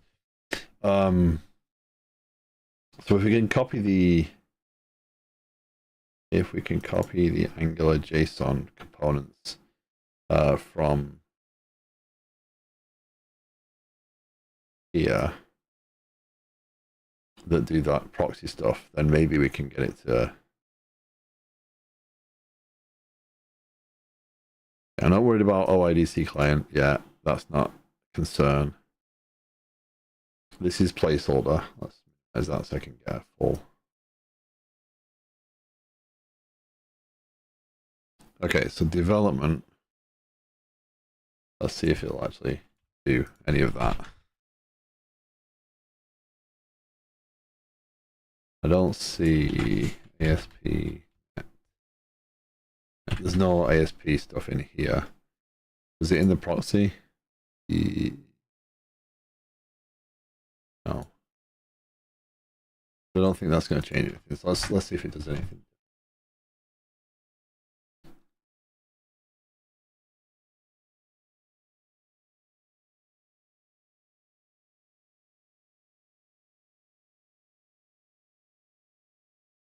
No, it's not. I need this to be HTTPS, so that's good.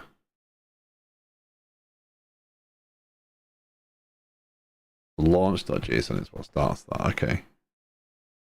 Can I make that start HTTPS 4200?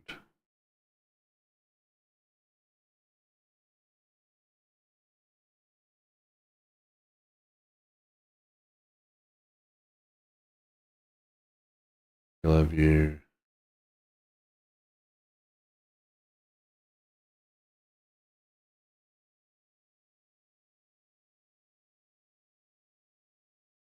I'm just getting a ridiculous number of windows open.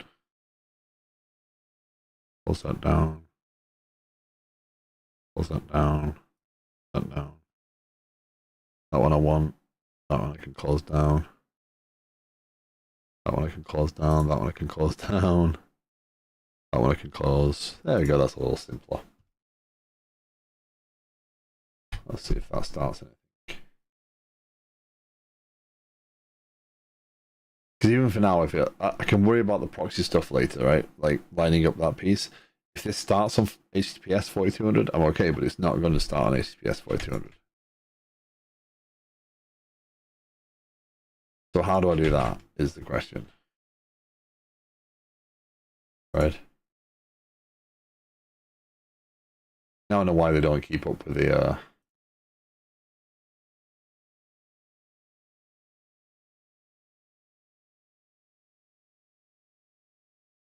with the latest Angular version so quickly.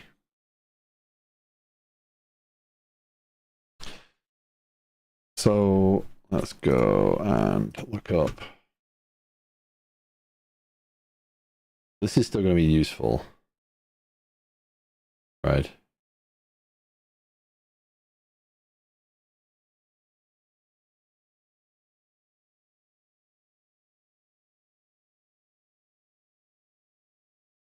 They do show it.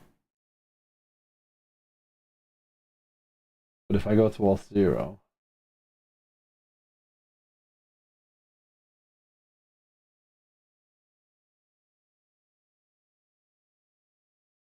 oh, hold on. Oh, it's fine. It allows it. Being dense.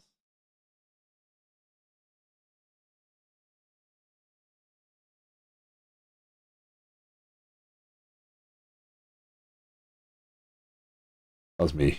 That was totally me. it does allow it. It's just I didn't delimit the content correctly. Okay, let me move over here just to improve it. Log in.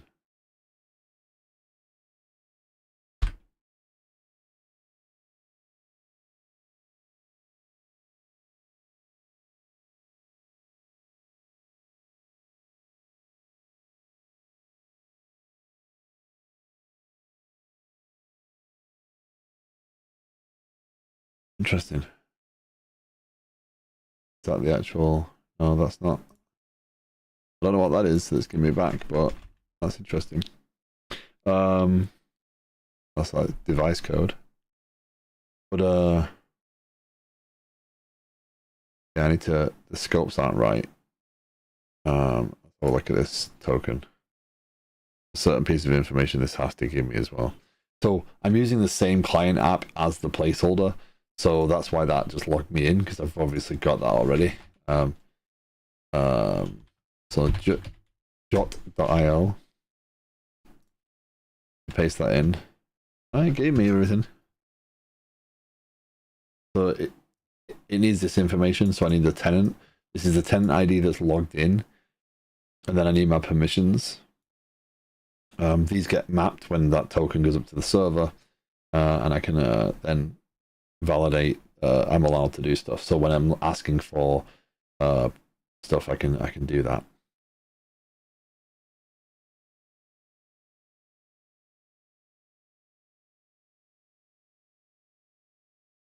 Okay. So that is working. Right. Let's put a log out button in. Let's see if we can. Let's see if our development path is a smooth one here. Right. So let's go and how do you add views to this? Is it a viewer component or is it a page? What is it? So let's go to here. ng-help.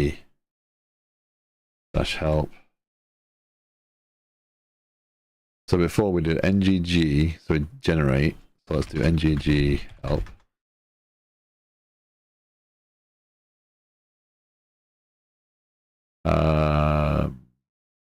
Service worker, web worker, interceptor, guard, environments, directive, component, application, app shell class.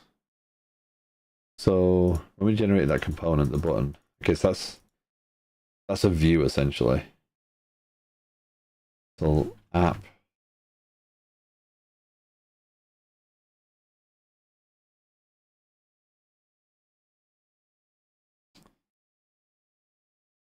component. We'll worry about a layout in a second.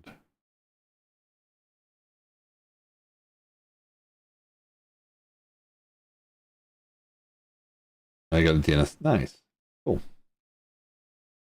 Progress for the day.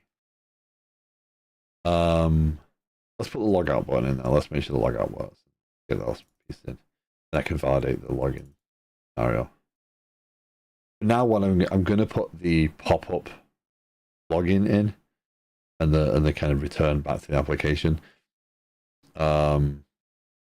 Embedding Auth0 login is not something I want to tinker with right now. I'm okay with it being hey login and doing a pop-up on the screen.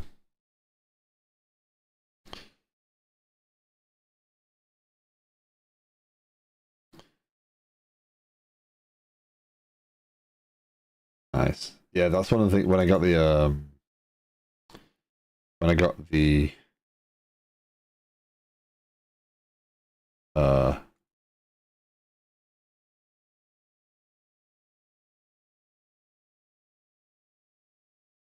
the Kubernetes server up and running, being able to do that locally was something I figured out how to do.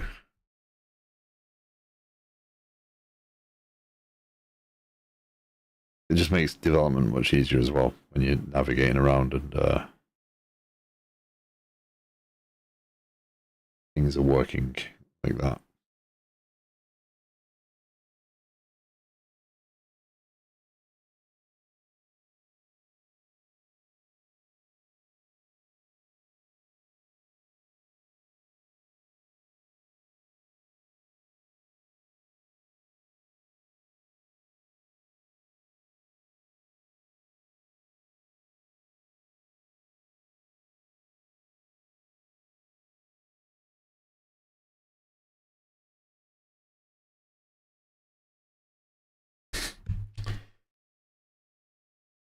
originally one of the PCs for Kubernetes, but that is hard. I mean, I spent quite a while on Kubernetes, but I don't know about. I mean, yeah. Login with pop-up.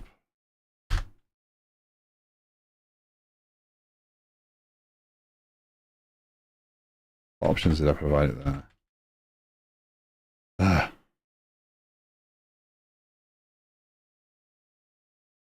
Thank you, Infinite. Yeah, true.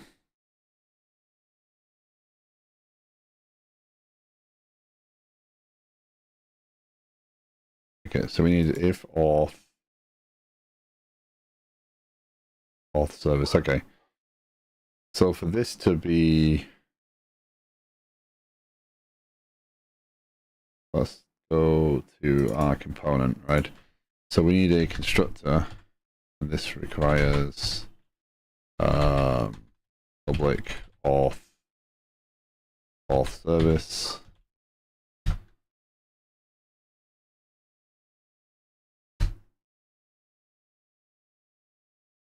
Right, and then in here, ng, that'll do. Auth.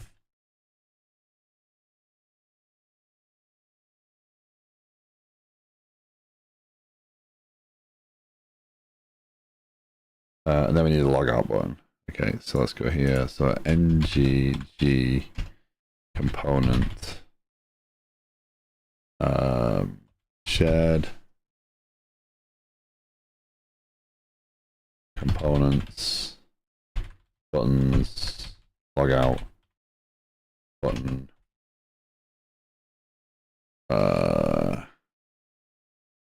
this stuff I'm gonna get messed up all the time on. So where is it? Where's the view? There. This one.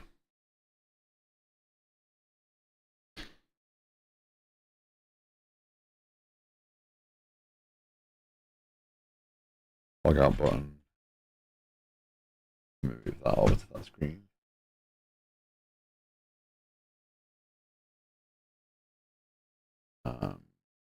Inline template. Git test. File equals none. Flat. Export. Okay. A logout button. Constructor. Over auth service. And then the button is going to be the content of this.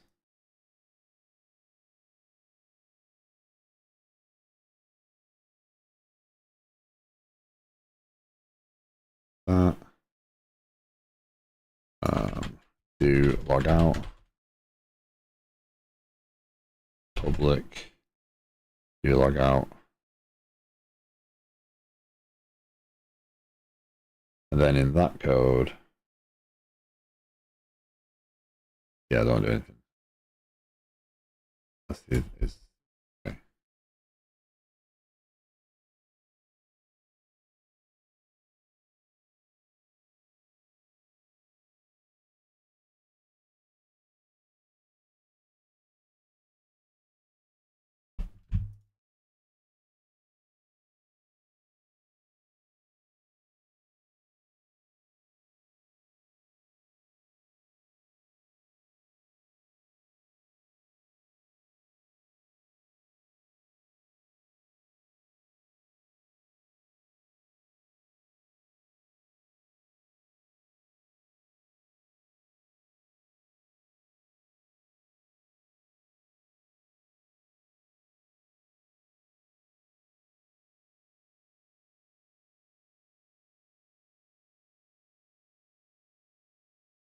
So got the button, got that, got the logout button. We don't need the return to. Let's remove that right this second. Save all. We'll worry about I'm just trying to piece these pieces in, because once these are in, I can actually I can make sure I can get the token in the request, in the interceptor, and then yeah, log out button. Okay, that should be there. Oh, import. Okay, so we should be able to.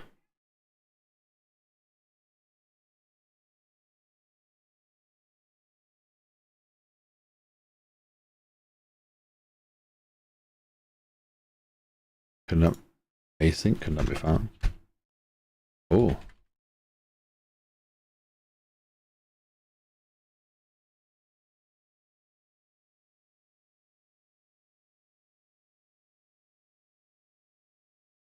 We should get that. Oops, something went wrong.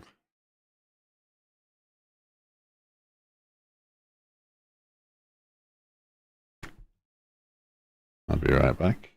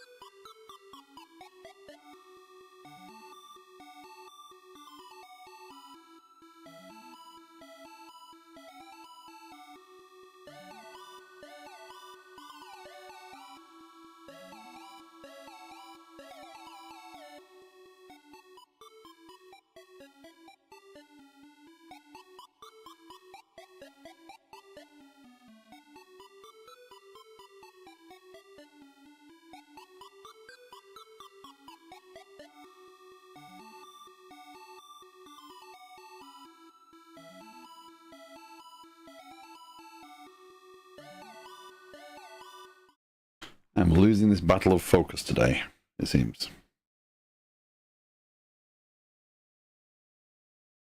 Okay. Michael, thank you very much for the follow. I appreciate it.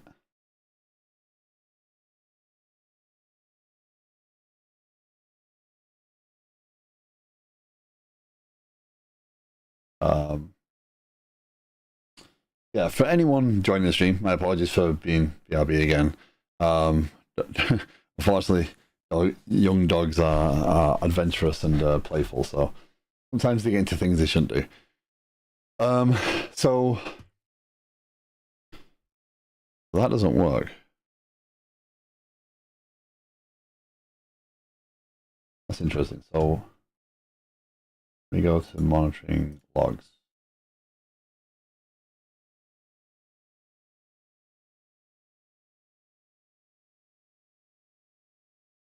Login. Specified redirect URL does not have a registered origin.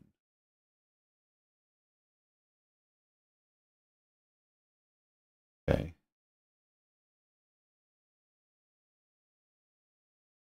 That is in here. No. In here in app config, our redirect URI is where we're going back to. Thank you for the follow, ready to die 94. Welcome.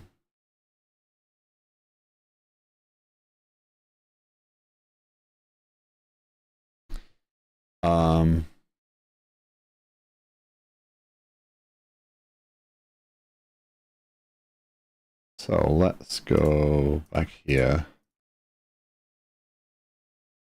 Misconfiguration. So let's go. So all I'm doing here is I'm going and looking at the logs in Auth0. I don't want to necessarily bring that up on the screen every time. But what I can do is search for bad jokes. Not what I was after.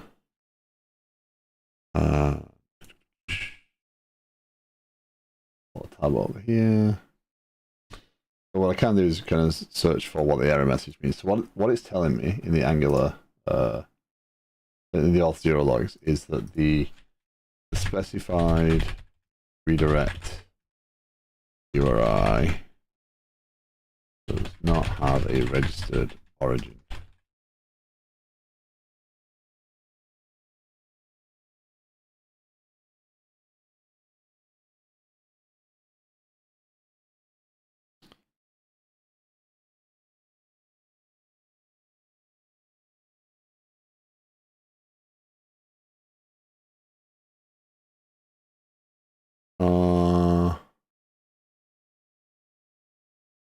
Thank you for the follow, DevXman. I don't think I've ever had 3 follows in such a short amount of time.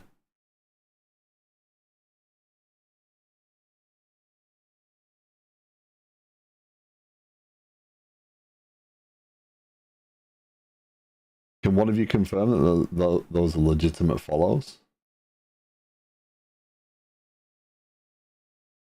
If you could, I'd appreciate it. There you go. Thank you, ready to die. A quick question, please, about Angular. Do I have to use signals or just what I did before 1617? Hi, DevXman. Thank you. 3 follows with no chat is an unusual pattern, so I was starting to wonder whether machines were starting to do their work. But thank you very much. So signals are something I haven't used yet, right? My understanding so far is no, you can develop Angular the same way you did before. There is a streamer. Let me just validate the actual URL.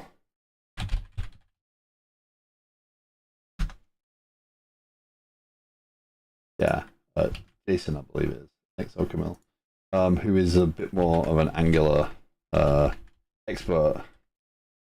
That I would recommend. If you have questions. But I'm getting back into Angular. I haven't used Angular in quite a while. So what I am working on today is adding a view onto my application. I have a 15 app here, but I'm trying to use new tools because I'm building a new app. This application is an Agile platform for tracking and tickets and whatnot. And I've finally got to the point where I actually have some view components that I want to do. So I'm adding Auth0 in there right now. So, you know, I'm going to get back up to speed with Angular, kind of my journey. Using the new DNS policy. Nice. No worries. But XO Camille is definitely knowledgeable in Angular. He does a lot of stuff like that. So I'd recommend at least giving him a follow. But yeah, signals are something that, because one of the reasons I'm using Angular here is because I do want to investigate more NGRX, look at that, because the design of this application is something that I haven't realistically tried in this way before. So the way this is working is I do have an API for writing everything through. And then I use Kafka to publish all the objects out. I'm consuming those objects into a single view database that this morning I put a GraphQL endpoint on. So what I'm aiming to do is integrate that GraphQL endpoint into my Angular client. And again, hence why I'm looking at using NGRX and things like that, is I want to kind of investigate what it is to build a real SPA. I've built Angular apps before, but I haven't really been into Angular for a while because I've been doing other things. So the idea is to have the read and write sides of the application independent. So ultimately, I'll put an API gateway and come up with a better charting. This is just me drawing things out as I'm thinking about them. But ultimately, this is what's happening right now. And that's what I've been building over the last several months. But I'm getting back to the UI part of things. So what that's telling me is that in my application, in the placeholder, I put a slash on the end, and I shouldn't have done. Nope, that's not it.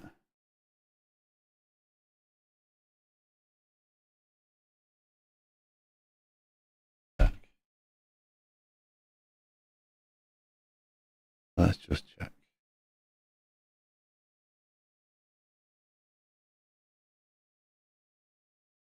Nope, misconfiguration.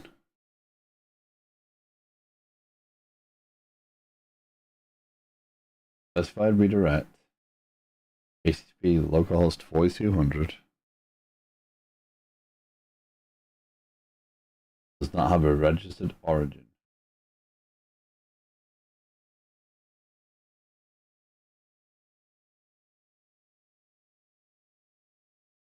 What does that mean? What does that mean?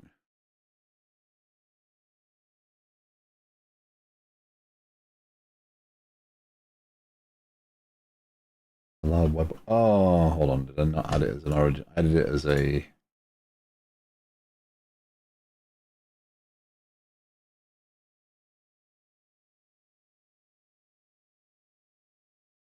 I didn't allow it as an origin.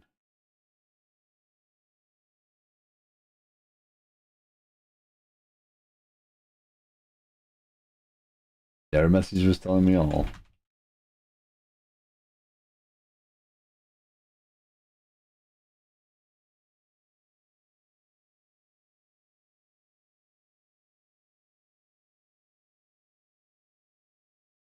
False configuration is hard.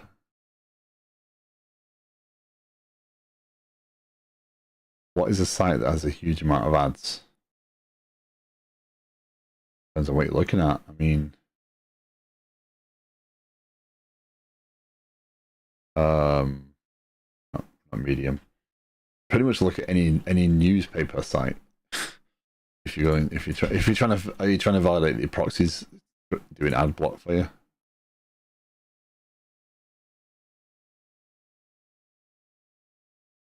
There you go. Okay.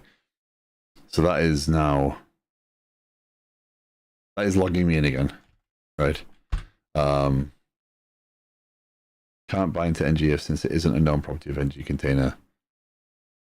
I get to learn all these lessons again.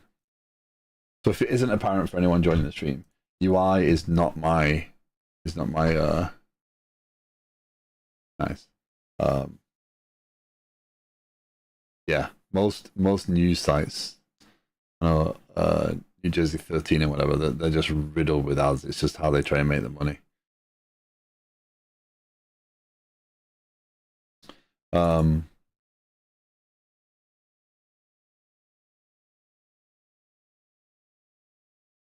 Smove, hello, are you making a game or a website? I'm making a website. Well, I'm making an application, more specifically. So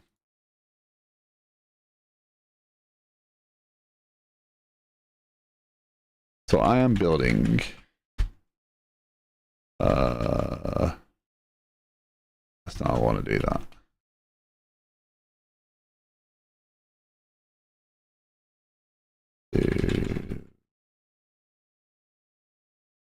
this for now. That's how I originally had it. So I'm building an application for doing Agile project management. So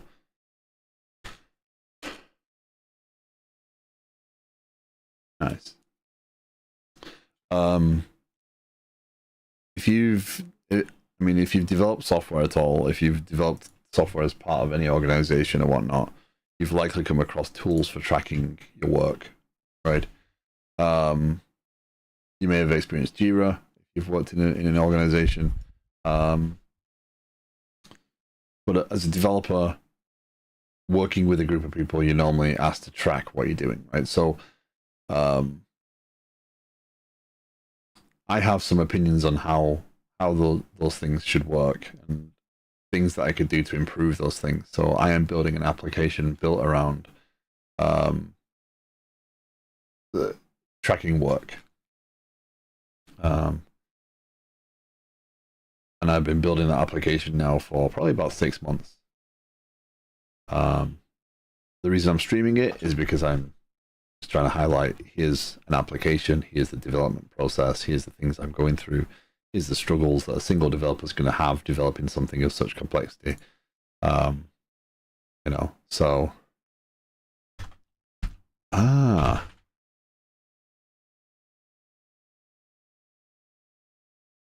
oh, so you have to import everything now. That's quite different. Okay.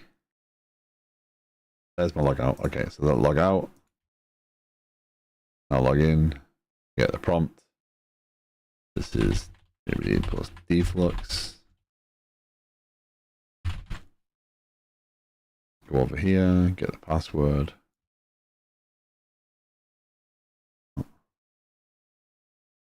There we go, we got log in and log out again.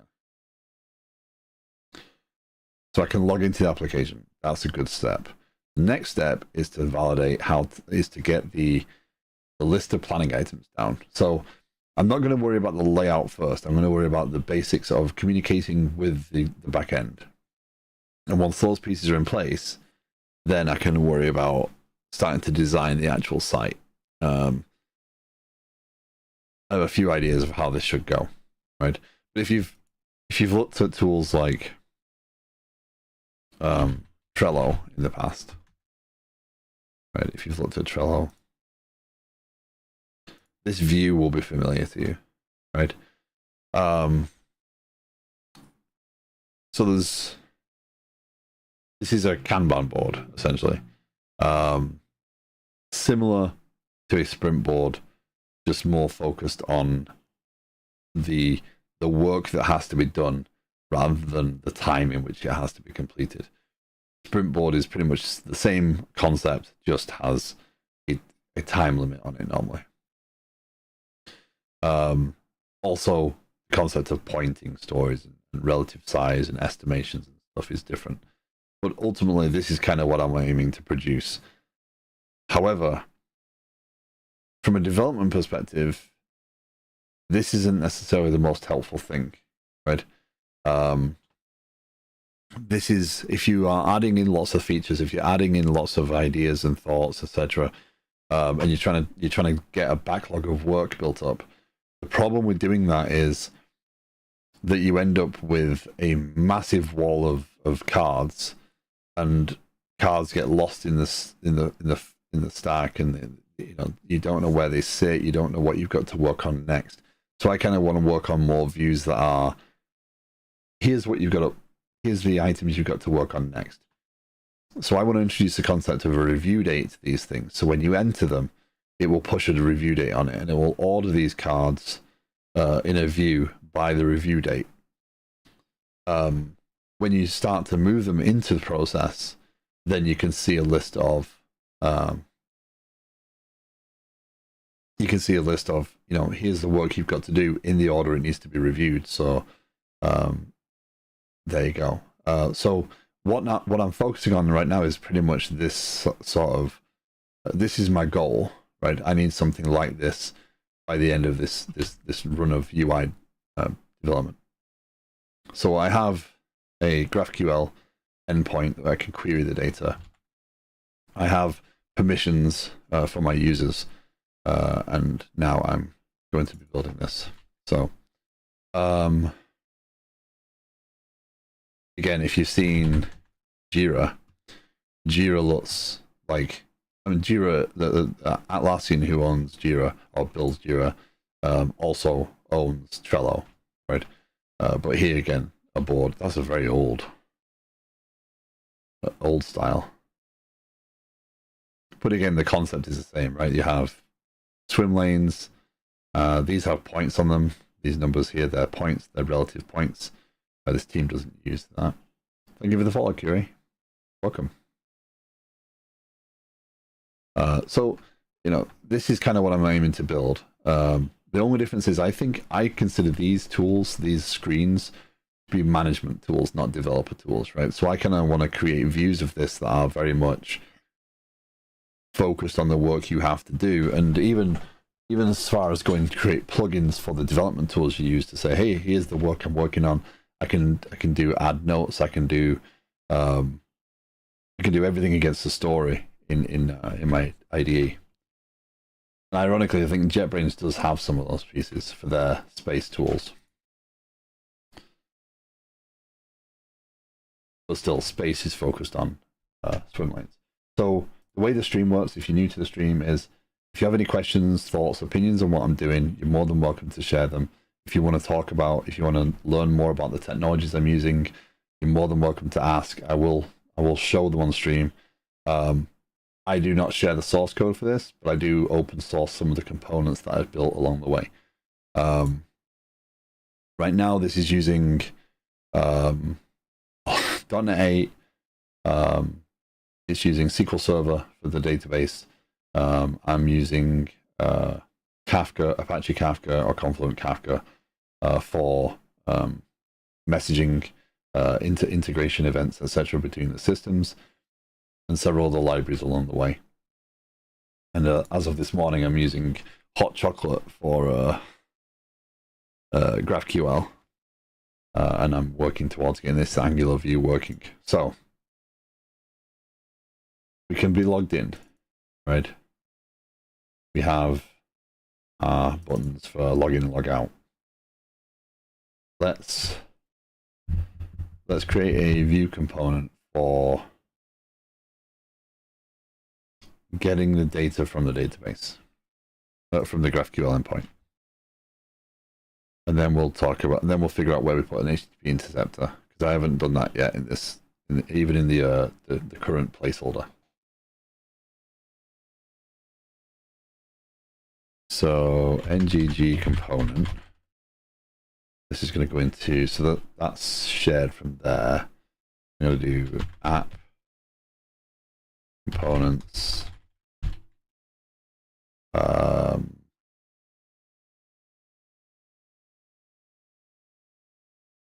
Views. So I'm not going to be very idiomatic on my Angular. I haven't gone over any tutorials on Angular 17. I haven't gone back and reviewed how components work versus modules now, or they're standalone versus whatever. So some of my structuring may be off. If you feel that I am, and you've got a reference, I'd appreciate it if you have any reference on good practices here. I'm happy to go off and read them and try and be a little bit more idiomatic about how I'm writing my Angular pieces. Views, list, planning items. It's not an inline template. We are going to skip tests because I do not have the brain capacity to work on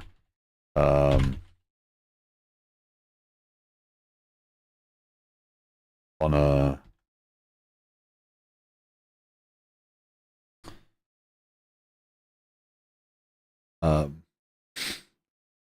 learning how to unit test client-side code right this second. Sorry, a bit of a moment there. So we have our list. So what I'm going to do is right now I'm just going to include that in here, right? This is going to be app list planning items. Okay. Now in here, we're gonna have to create a service.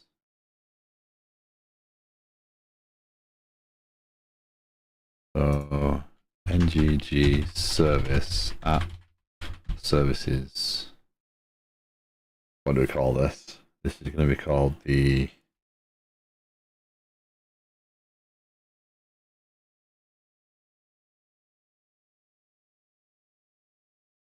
planning items. Go with that for now. Let's see what it does. Create a spec. I should just skip tests. I will learn.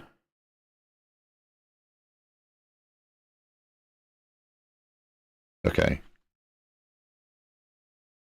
So here we're going to have private HTTP client, right?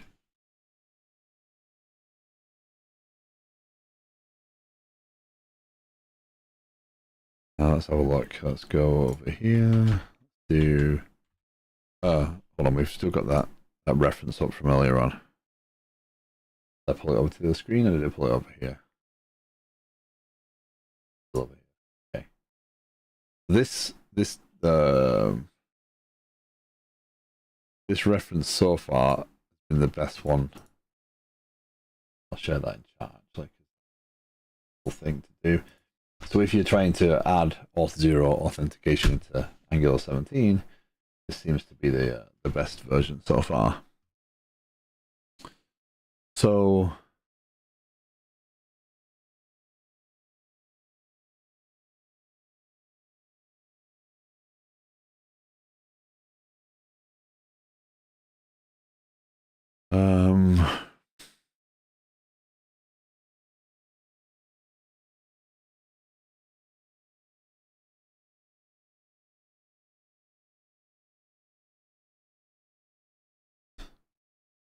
well, so many things I'm going to have to figure out. Add route guards. No, I'm not worried about routes right this second. User login, user sign up, I don't care about right this second. Again, that's going to be a separate piece.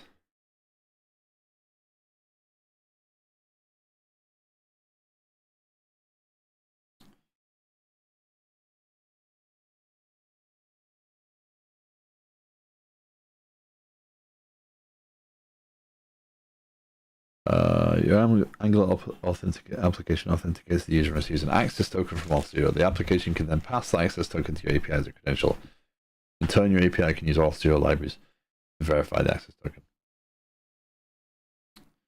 Yes, this is how we do things. That's the access token.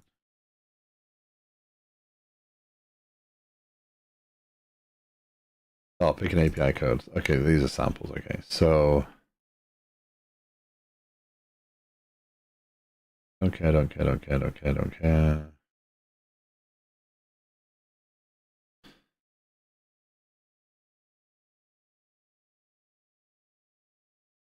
Right. That's not helpful.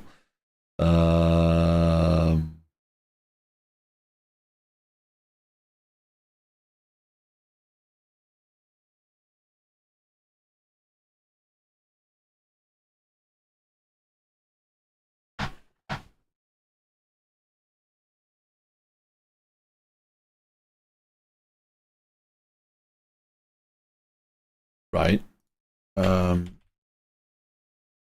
HTTP interceptor add auth token Angular 17.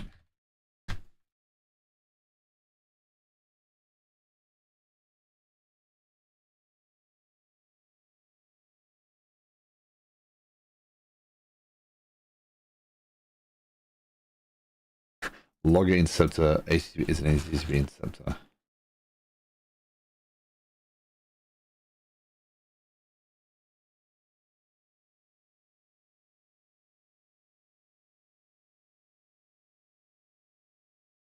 Okay.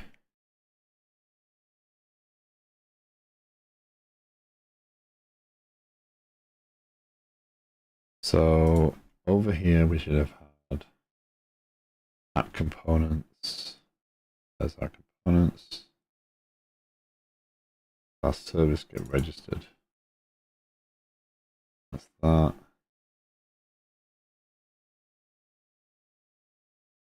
Planning item service.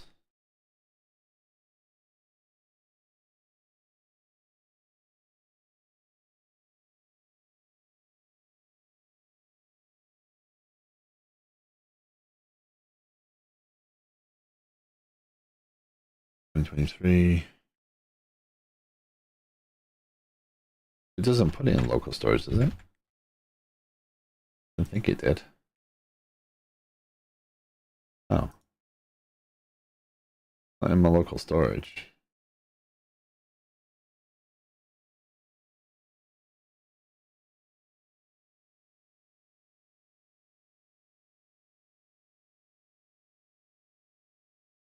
My bet is the token is not stored in local storage, so where does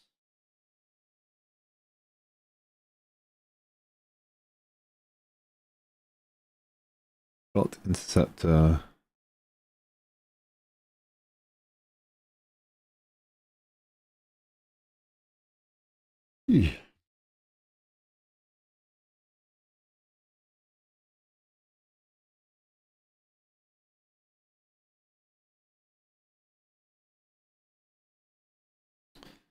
refresh, add interceptor.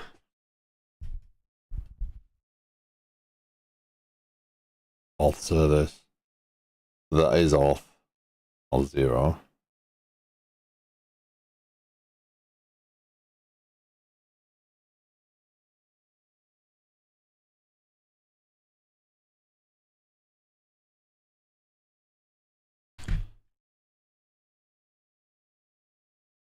Common.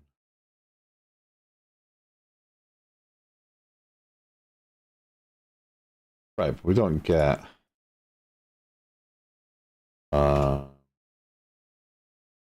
so we need to make the request, then we need to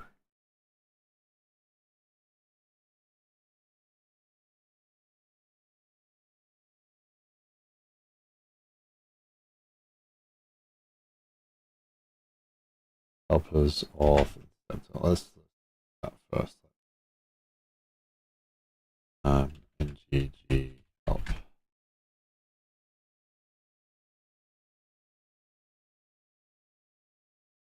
That'll be a class.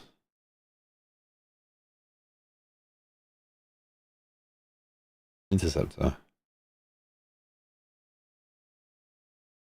NGG interceptor in app. No, that'll be shared components or shared helpers auth interceptor skip tests. What it does for us. Helpers auth interceptor. I think we can clean that up a little bit, don't you? Okay, so it is a HTTP interceptor function by default. I'll now move this over here. If it works, I'll share the link.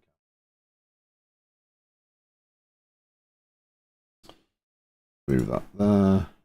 Go and have a look. Okay, so interceptor function. Ah, so this is a function, not okay. So this is this. That's the implied. So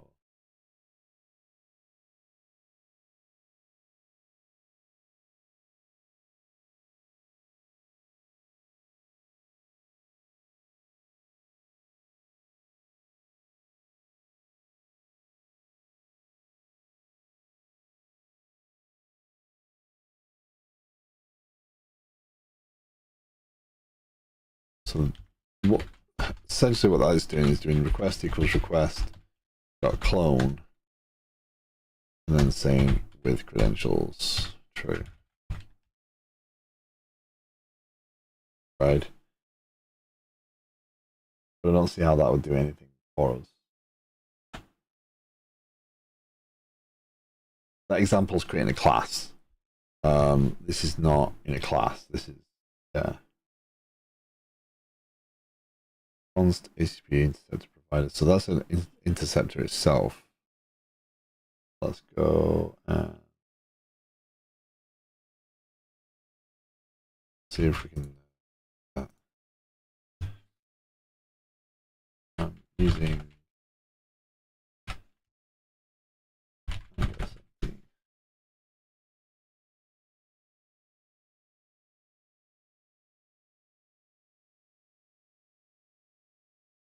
Oh. So they're suggesting what we can do is do const auth service equals inject auth service.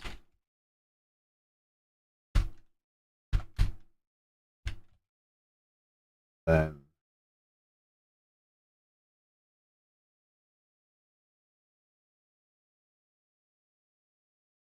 headers.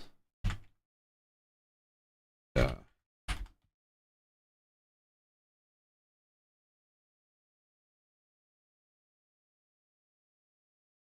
I don't think that's going to do what I want it to do. I think that's asynchronous, and that's going to be.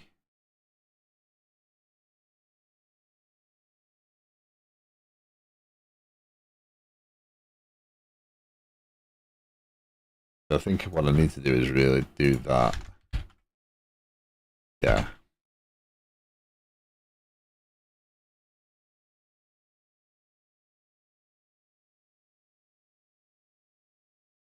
But I don't think that's what I want either, because I think that's going to be.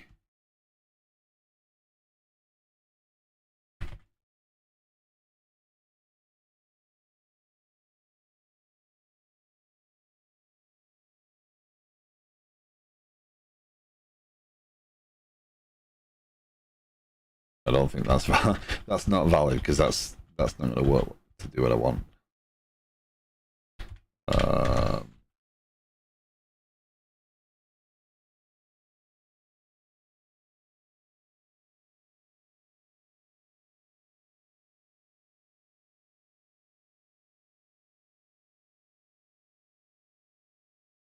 That's not going to be.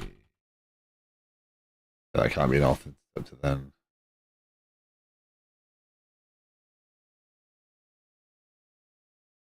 What's that? That's complaining that I can't. Has no effect on this type of expression. Observable string.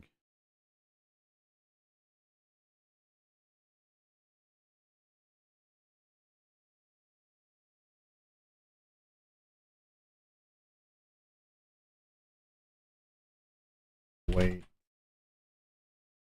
Observable.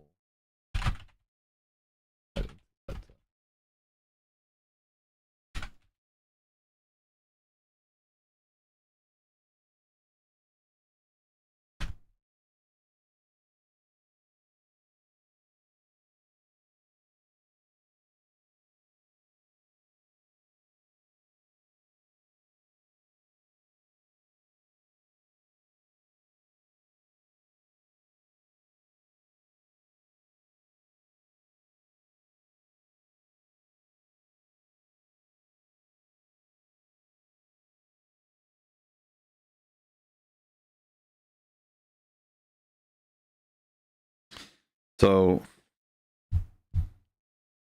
how do I await? I get to learn new patterns, right? I get to learn new things, new ways of doing things. These are things I don't do often. I get to.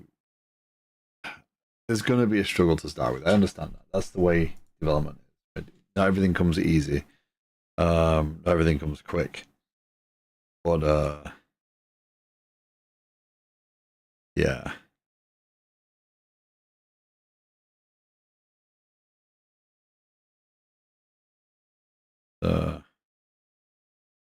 I'm just looking at something.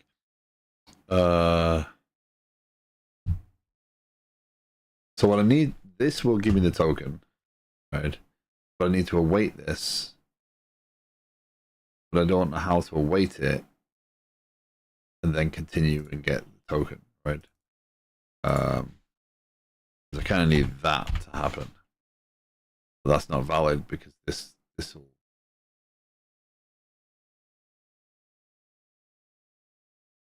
be stringified because I'm not awaiting the observable, right? I'm not doing subscribe, getting that value. So can I block?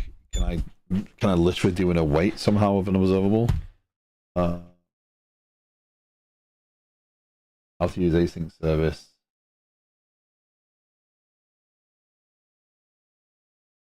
Wait. Right, but that's not right. That's not that. Because they're saying that, right? That's assuming auth is there, but auth interceptor is not assignable, right? Because it's so, yeah.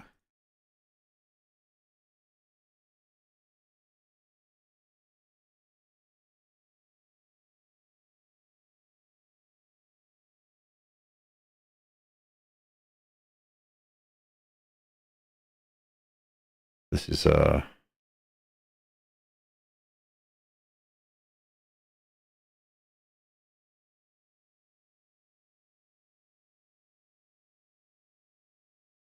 how do I do this? Good breaking list planning items works, right? That's fine.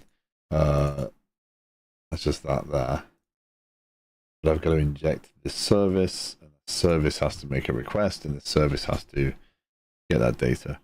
Once they get the traction here, this is going to get easier and easier, right?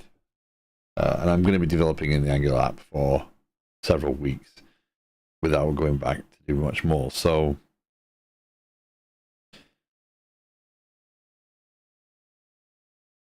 yeah.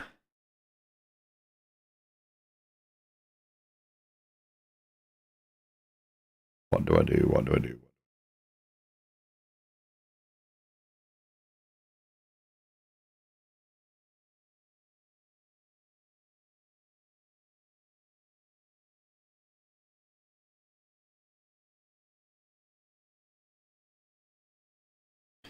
Needs to be my lot to order food while I'm streaming.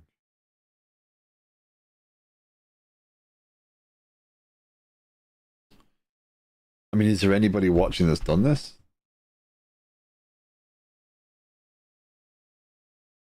Or am I doing stuff that no one? Am I doing stuff that no one does? That's the question, I suppose.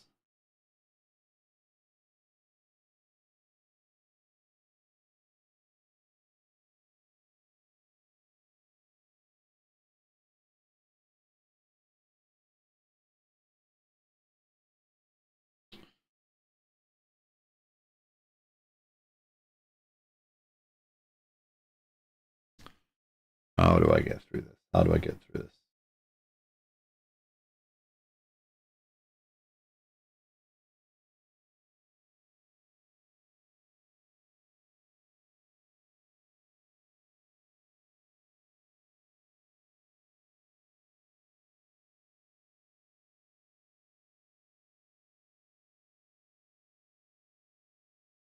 Sorry, I'm new to Angular. Oh no, that's fine. I mean, I have to be sorry. It just this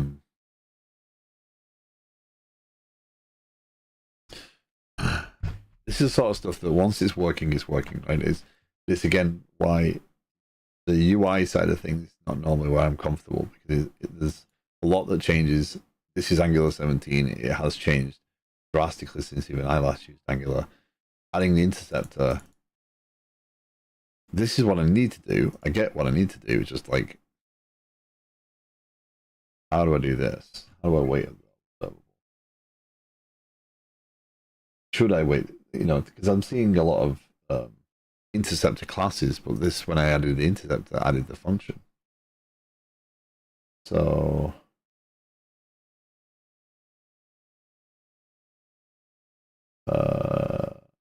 interceptor function.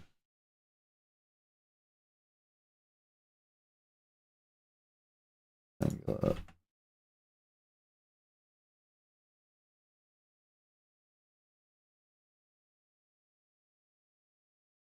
Interceptor use cases. Let's have a look. There you go. Let's see if the Angular get authorization token. Yeah. that's what I want. Kind of. Oh,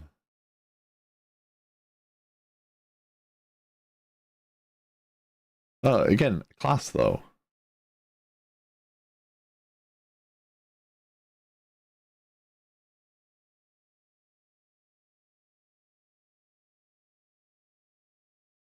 HTTP interceptors, auth interceptor. So helpers, auth interceptor. Let's just try that. Okay. Intercept. Import that. Import that. Right.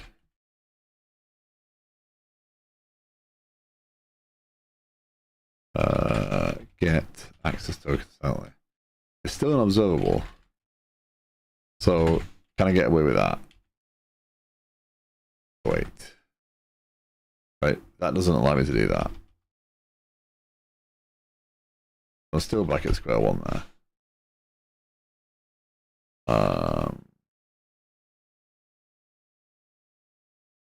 Okay, so there's no difference in the class versus the function essentially.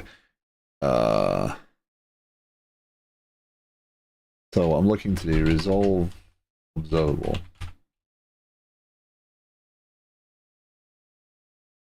So what brings you in here, DevX man? What got you to stick around in my stream? If I may ask.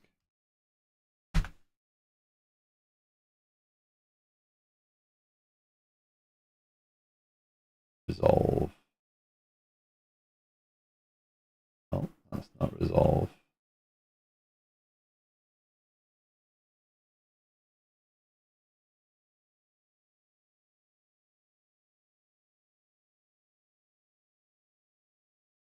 I see Angular. Mustafa, hello, welcome. Yes, you do see Angular. You see a developer struggling with Angular right this second.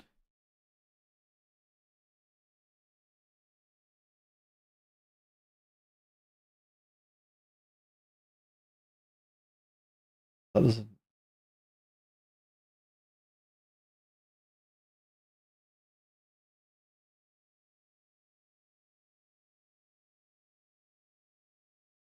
The issue is, right? Subscribe does not do what I want it to do there, right? Because that's token, right? That's going to resolve outside. That's still a subscription, right? That's not going to return that because that's not the way that works, right? When this subscription resolves, that's going to work that way. So, who isn't struggling? Good point. So, obviously, I have the option of UIs. I have the option of frameworks, right? Because I'm building this application, right? So, for reference, I have many components at this point, right? I have my tenant management, I have my ticketing system, I have the planning items. I'm publishing that data, I'm consuming that data in a view, and that view is now capturing it into a database, which I then have a GraphQL endpoint on. Right? So I can go over here and I can get my planning items, I can get the titles and stuff. This is all authenticated and authorized, this is fine. So now I have the option of, I need to start to put in some actual visuals to this project, right? Angular is my go-to because it's the client framework that I have the most experience with. But these are common problems that you end up getting stuck on in the startup when you start with an application. So I haven't done this sort of stuff in a long time, at least 5 years, right? So, because it's just worked in the other application. Well, no, I've done it in more recent applications, but it's the sort of stuff that up until this version, I've been able to pretty much copy and paste what I've done previously, which is always dangerous, not to just you just repeat the same things over and over again. So yeah.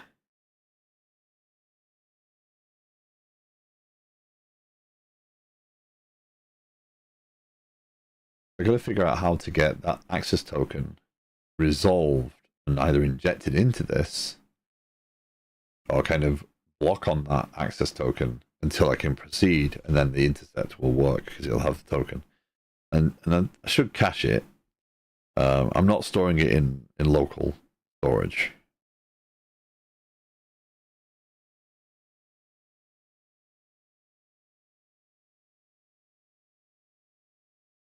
So what do I do is the question. How do I do this?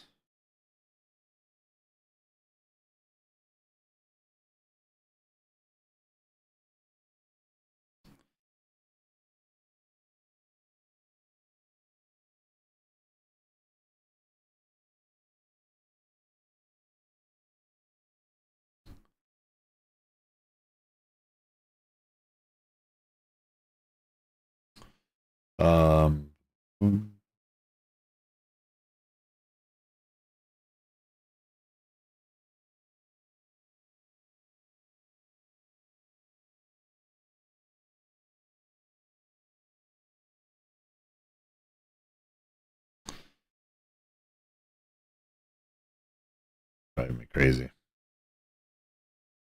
This is why I'm streaming this, by the way, because this sort of stuff is stuff we all go through. It's stuff that we hit every time we go to do code. We do something new. This is the sort of stuff that might put you off doing something because it's difficult or it's just messy and you can't follow it. And there's another framework that does it better. Right? I have the option of other frameworks. I have the option of other tools. I have the option of all sorts of different stuff. But Angular is kind of, again, it's something I'm familiar with. I could use Blazor. I don't want to use Blazor, mainly through stubbornness at this point.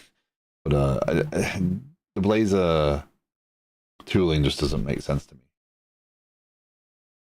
And I'd still struggle with this stuff because it's all the auth stuff. It's adding those pieces in, making sure those pieces work. And when frameworks and applications change, or rather the tooling changes, then all the documentation that's out there, like Stack Overflow, is completely useless for most of this because it might even throw AngularJS stuff in there.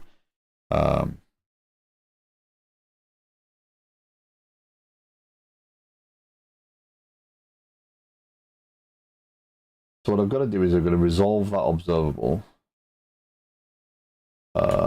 value of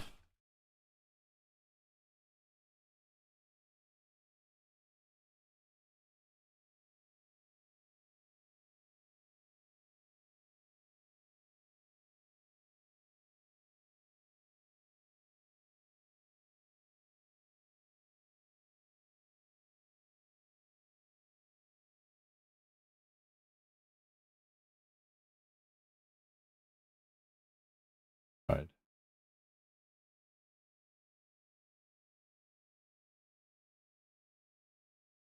Right, well, I mean, okay, so, like,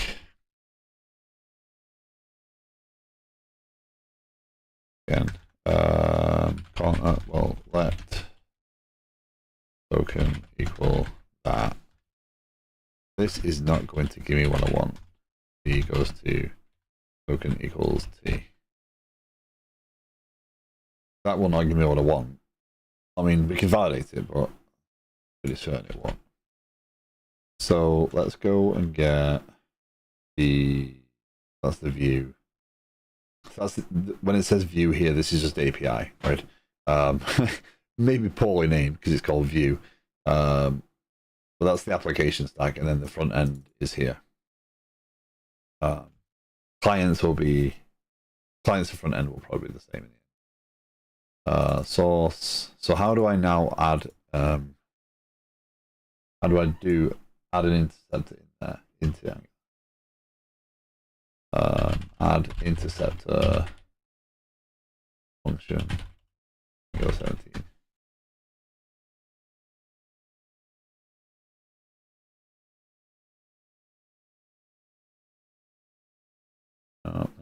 So the app config as a provider, right? And let's say it has provide HTTP client with interceptors, and that should be auth interceptor.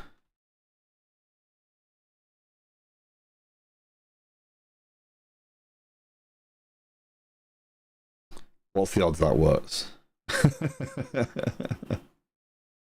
So now in here, I want to do public get planning items,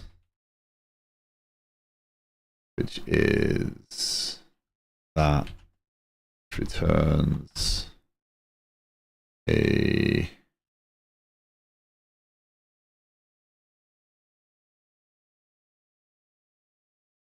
observable. I think you can map this. Get, so basically one models, online services, or online models. Again, idiomatic Angular is something that's going to escape me for a while. So if you see that I'm doing something weird, or you see that I'm doing something in a kind of meh way, just say hey. And when I say that, I mean, if you can reference some documentation that says here's how a good way of laying out an application, here's a best practice that's worth following, and I would appreciate the share, because again, I'm not. This is stuff that I don't do every day. It's stuff that I actually do avoid quite a lot. Interface. This is going to be planning item.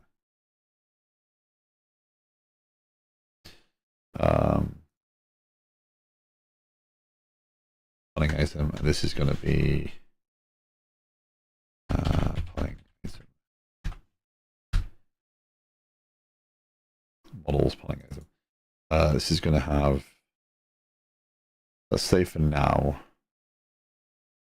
Ooh, something just dawned on me. I'm not going to call an HTTP API here. I'm going to call it GraphQL. So.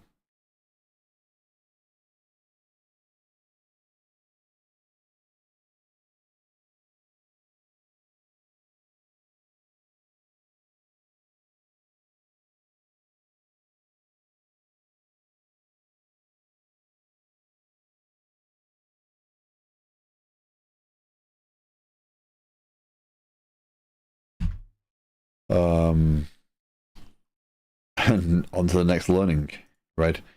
Using GraphQL. Well, the router is now saying that my proxy is a DNS. Everything seems to be working. Ah, nice. They're all configured. Oh.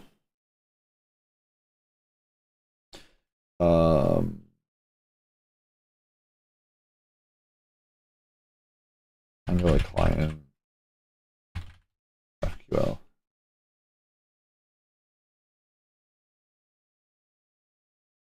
Okay, ready for this roller coaster?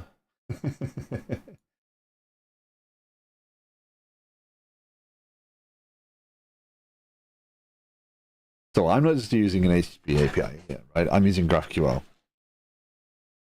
So I was about to follow the same pattern I would do normally, right? I was about to say, hey, I'm going to create a model, and it's going to bind to that model, and it's going to call this API endpoint. But it's not. It's not going to do this.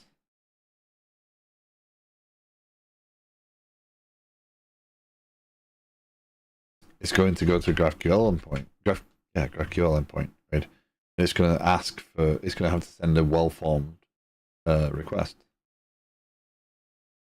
So I need bare minimum 20 to 23.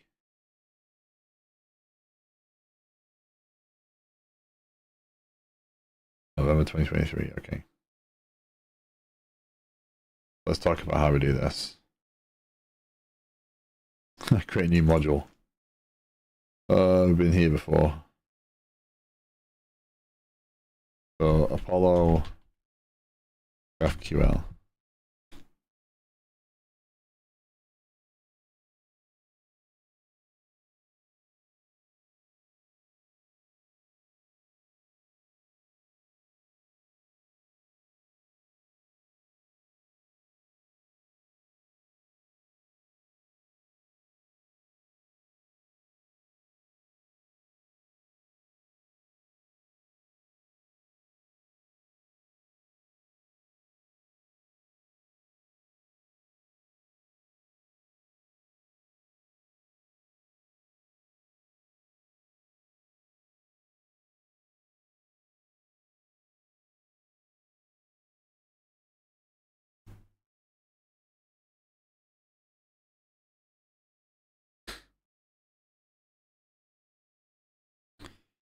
Sorry.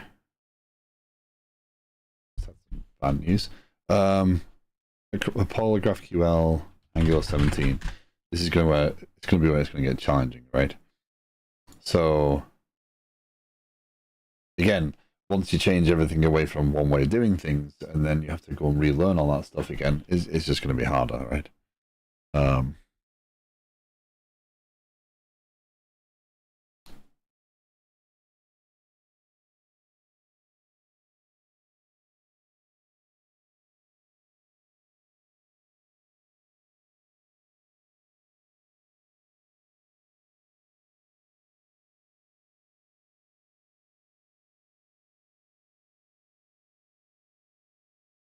So how do we do this?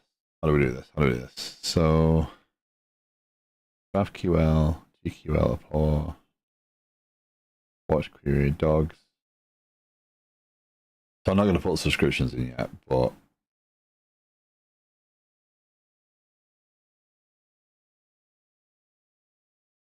this is more recent, obviously, because it's from their documentation. So let's just try and see if we can add it, and then go from there. Okay, ng add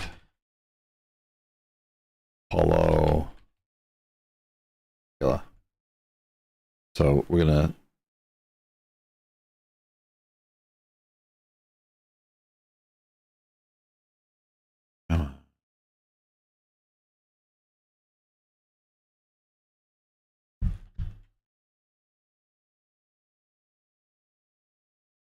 would you like to proceed? Yes.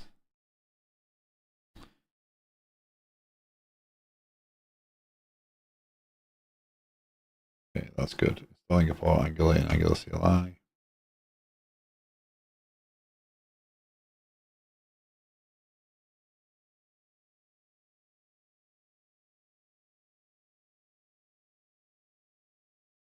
Let's say we could just do it in there. I'm willing to do this,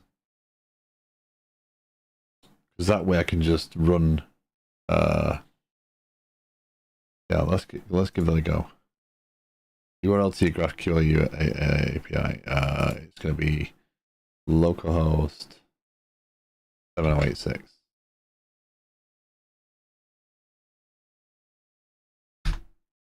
Version of GraphQL. Yeah, that works. Let's give it a go. Let's see. So we do get back to another problem in that we have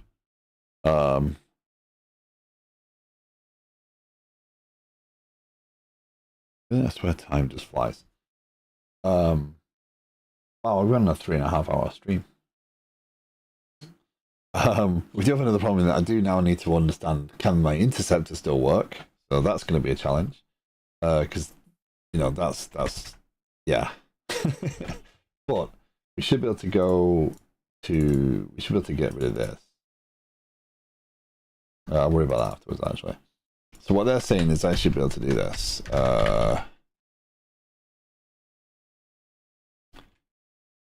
Const get planning items equals. Now the way they do it is GQL pick right? Add import or Angular. And then I should just be able to do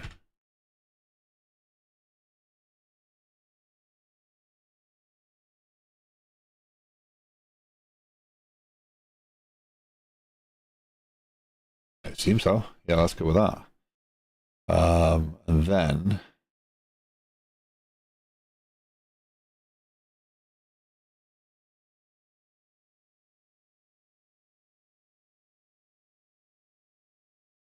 what they're showing is we have an observable of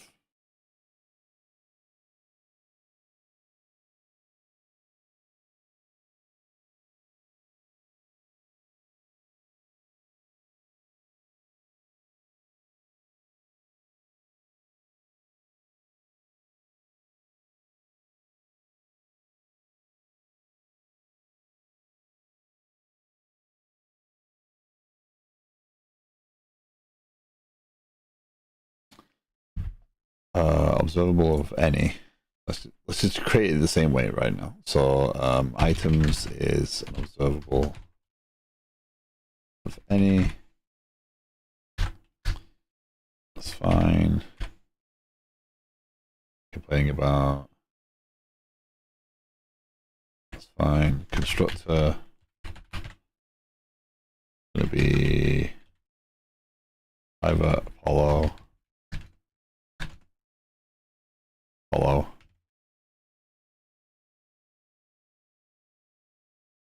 That works. So value changes dot pipe pipe map result goes to result.data and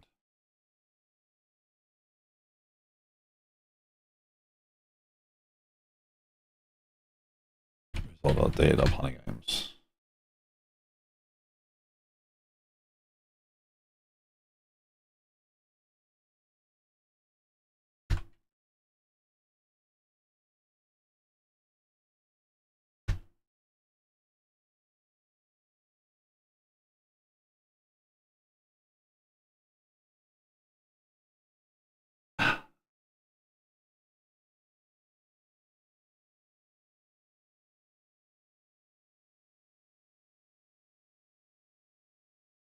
I'd like to get this done before I end the stream.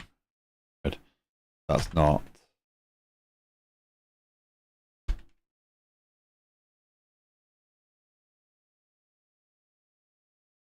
Pipe map.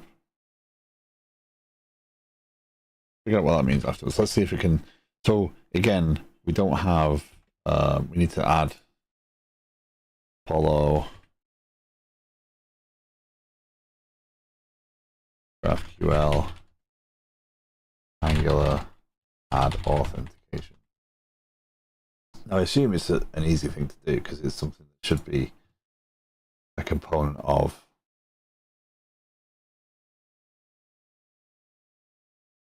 Why do I say these things? Why do I'm like, oh, yeah, this will be easy. I'm not starting a server.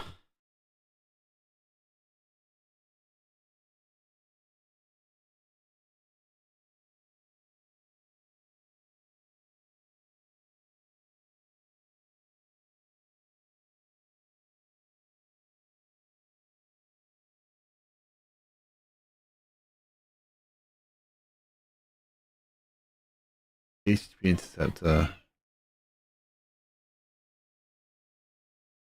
I mean, that'd be interesting if it actually does network. So, is this telling me that? Back over to the dog example, right? Let's go back to our code. In G4, which we've now got to import, let item of items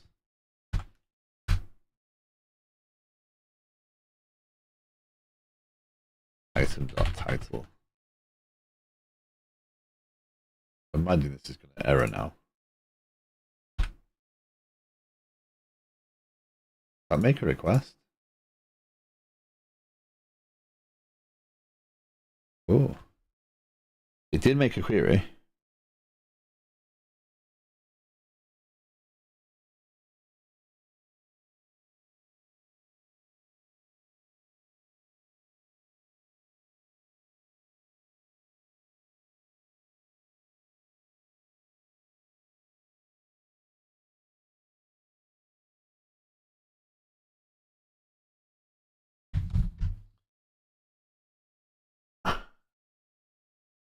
And it knows there's authorization.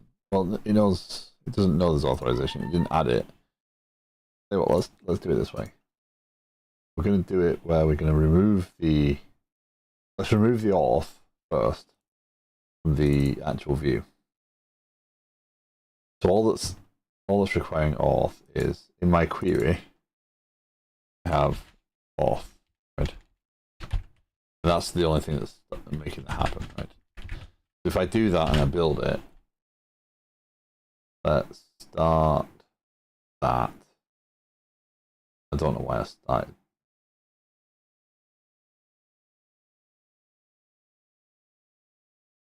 Let's start this.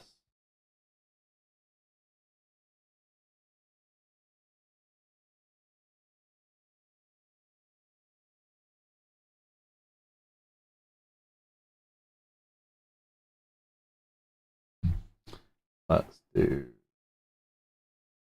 that.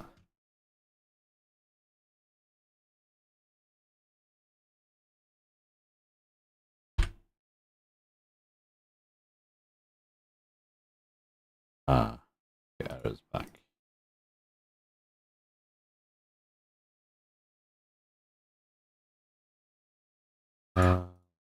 Let's go and change that query up a little bit. That's not a thing. That is a thing. Let's remove that. Oh, still bad.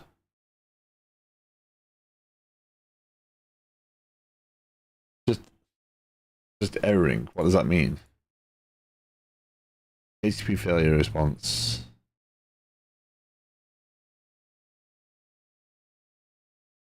Add to Chrome. Allow.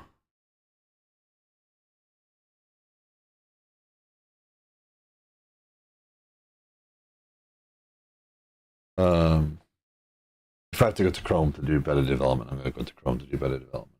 But yeah.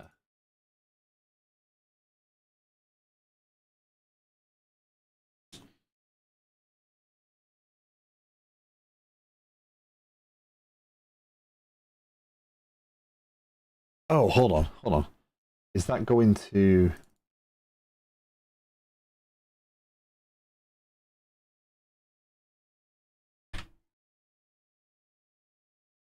That could change things quite drastically. No.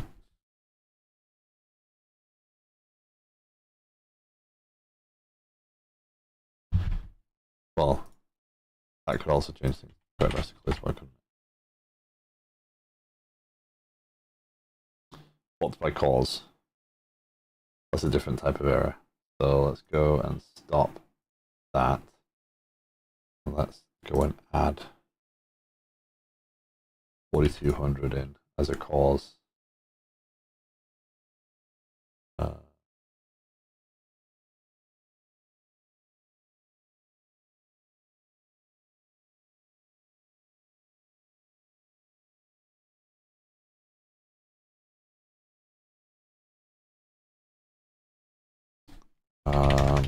Builder.services to add calls. Setup. Going to be setup dot add policy. Oh, add default policy, I think it is. Default policy. Policy goes to policy dot allow anything. Policy dot allow any header. Don't do this in a real application.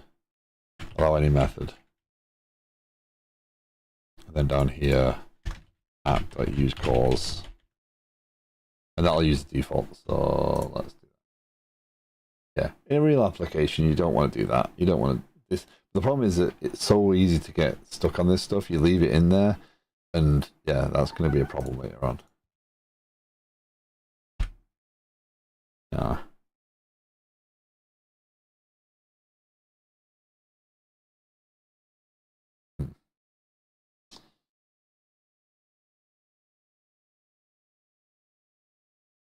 Allow origin. Allow any origin. Allow any header. Allow any method.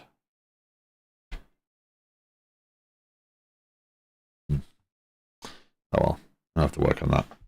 But it is free time for me. So even though several people in here are probably already over there, we're going to go on raid. So we're going to go raid Satellix. This Cool Game Dev has a very cool bot. There's a lot of AI stuff with the bot, so I would highly recommend him.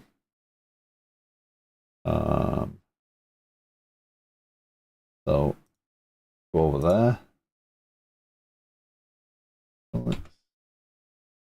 And yeah, thank you very much for joining me. Thank you for hanging out. Appreciate it. If you're interested in coming back and looking at more stuff, Mondays and Tuesdays I do a project called Water Drink Water, which is a more viewer-friendly project, a little bit more beginner-friendly. Putting different UIs on that, that's a different thing. That's Blazor. Right this second. But yeah, I do a lot of that stuff. And yeah, thank you very much, Deadman. Thank you for hanging out. I hope some of it was useful. There is a Discord link below that you're more than welcome to join if you have follow-up questions, if you want to talk about more stuff. I'm always happy to talk about software development. It's something I love doing. So, but thank you very much. Thank you for hanging out. Take care. Have a great rest of your day. I'll see you soon. Bye all.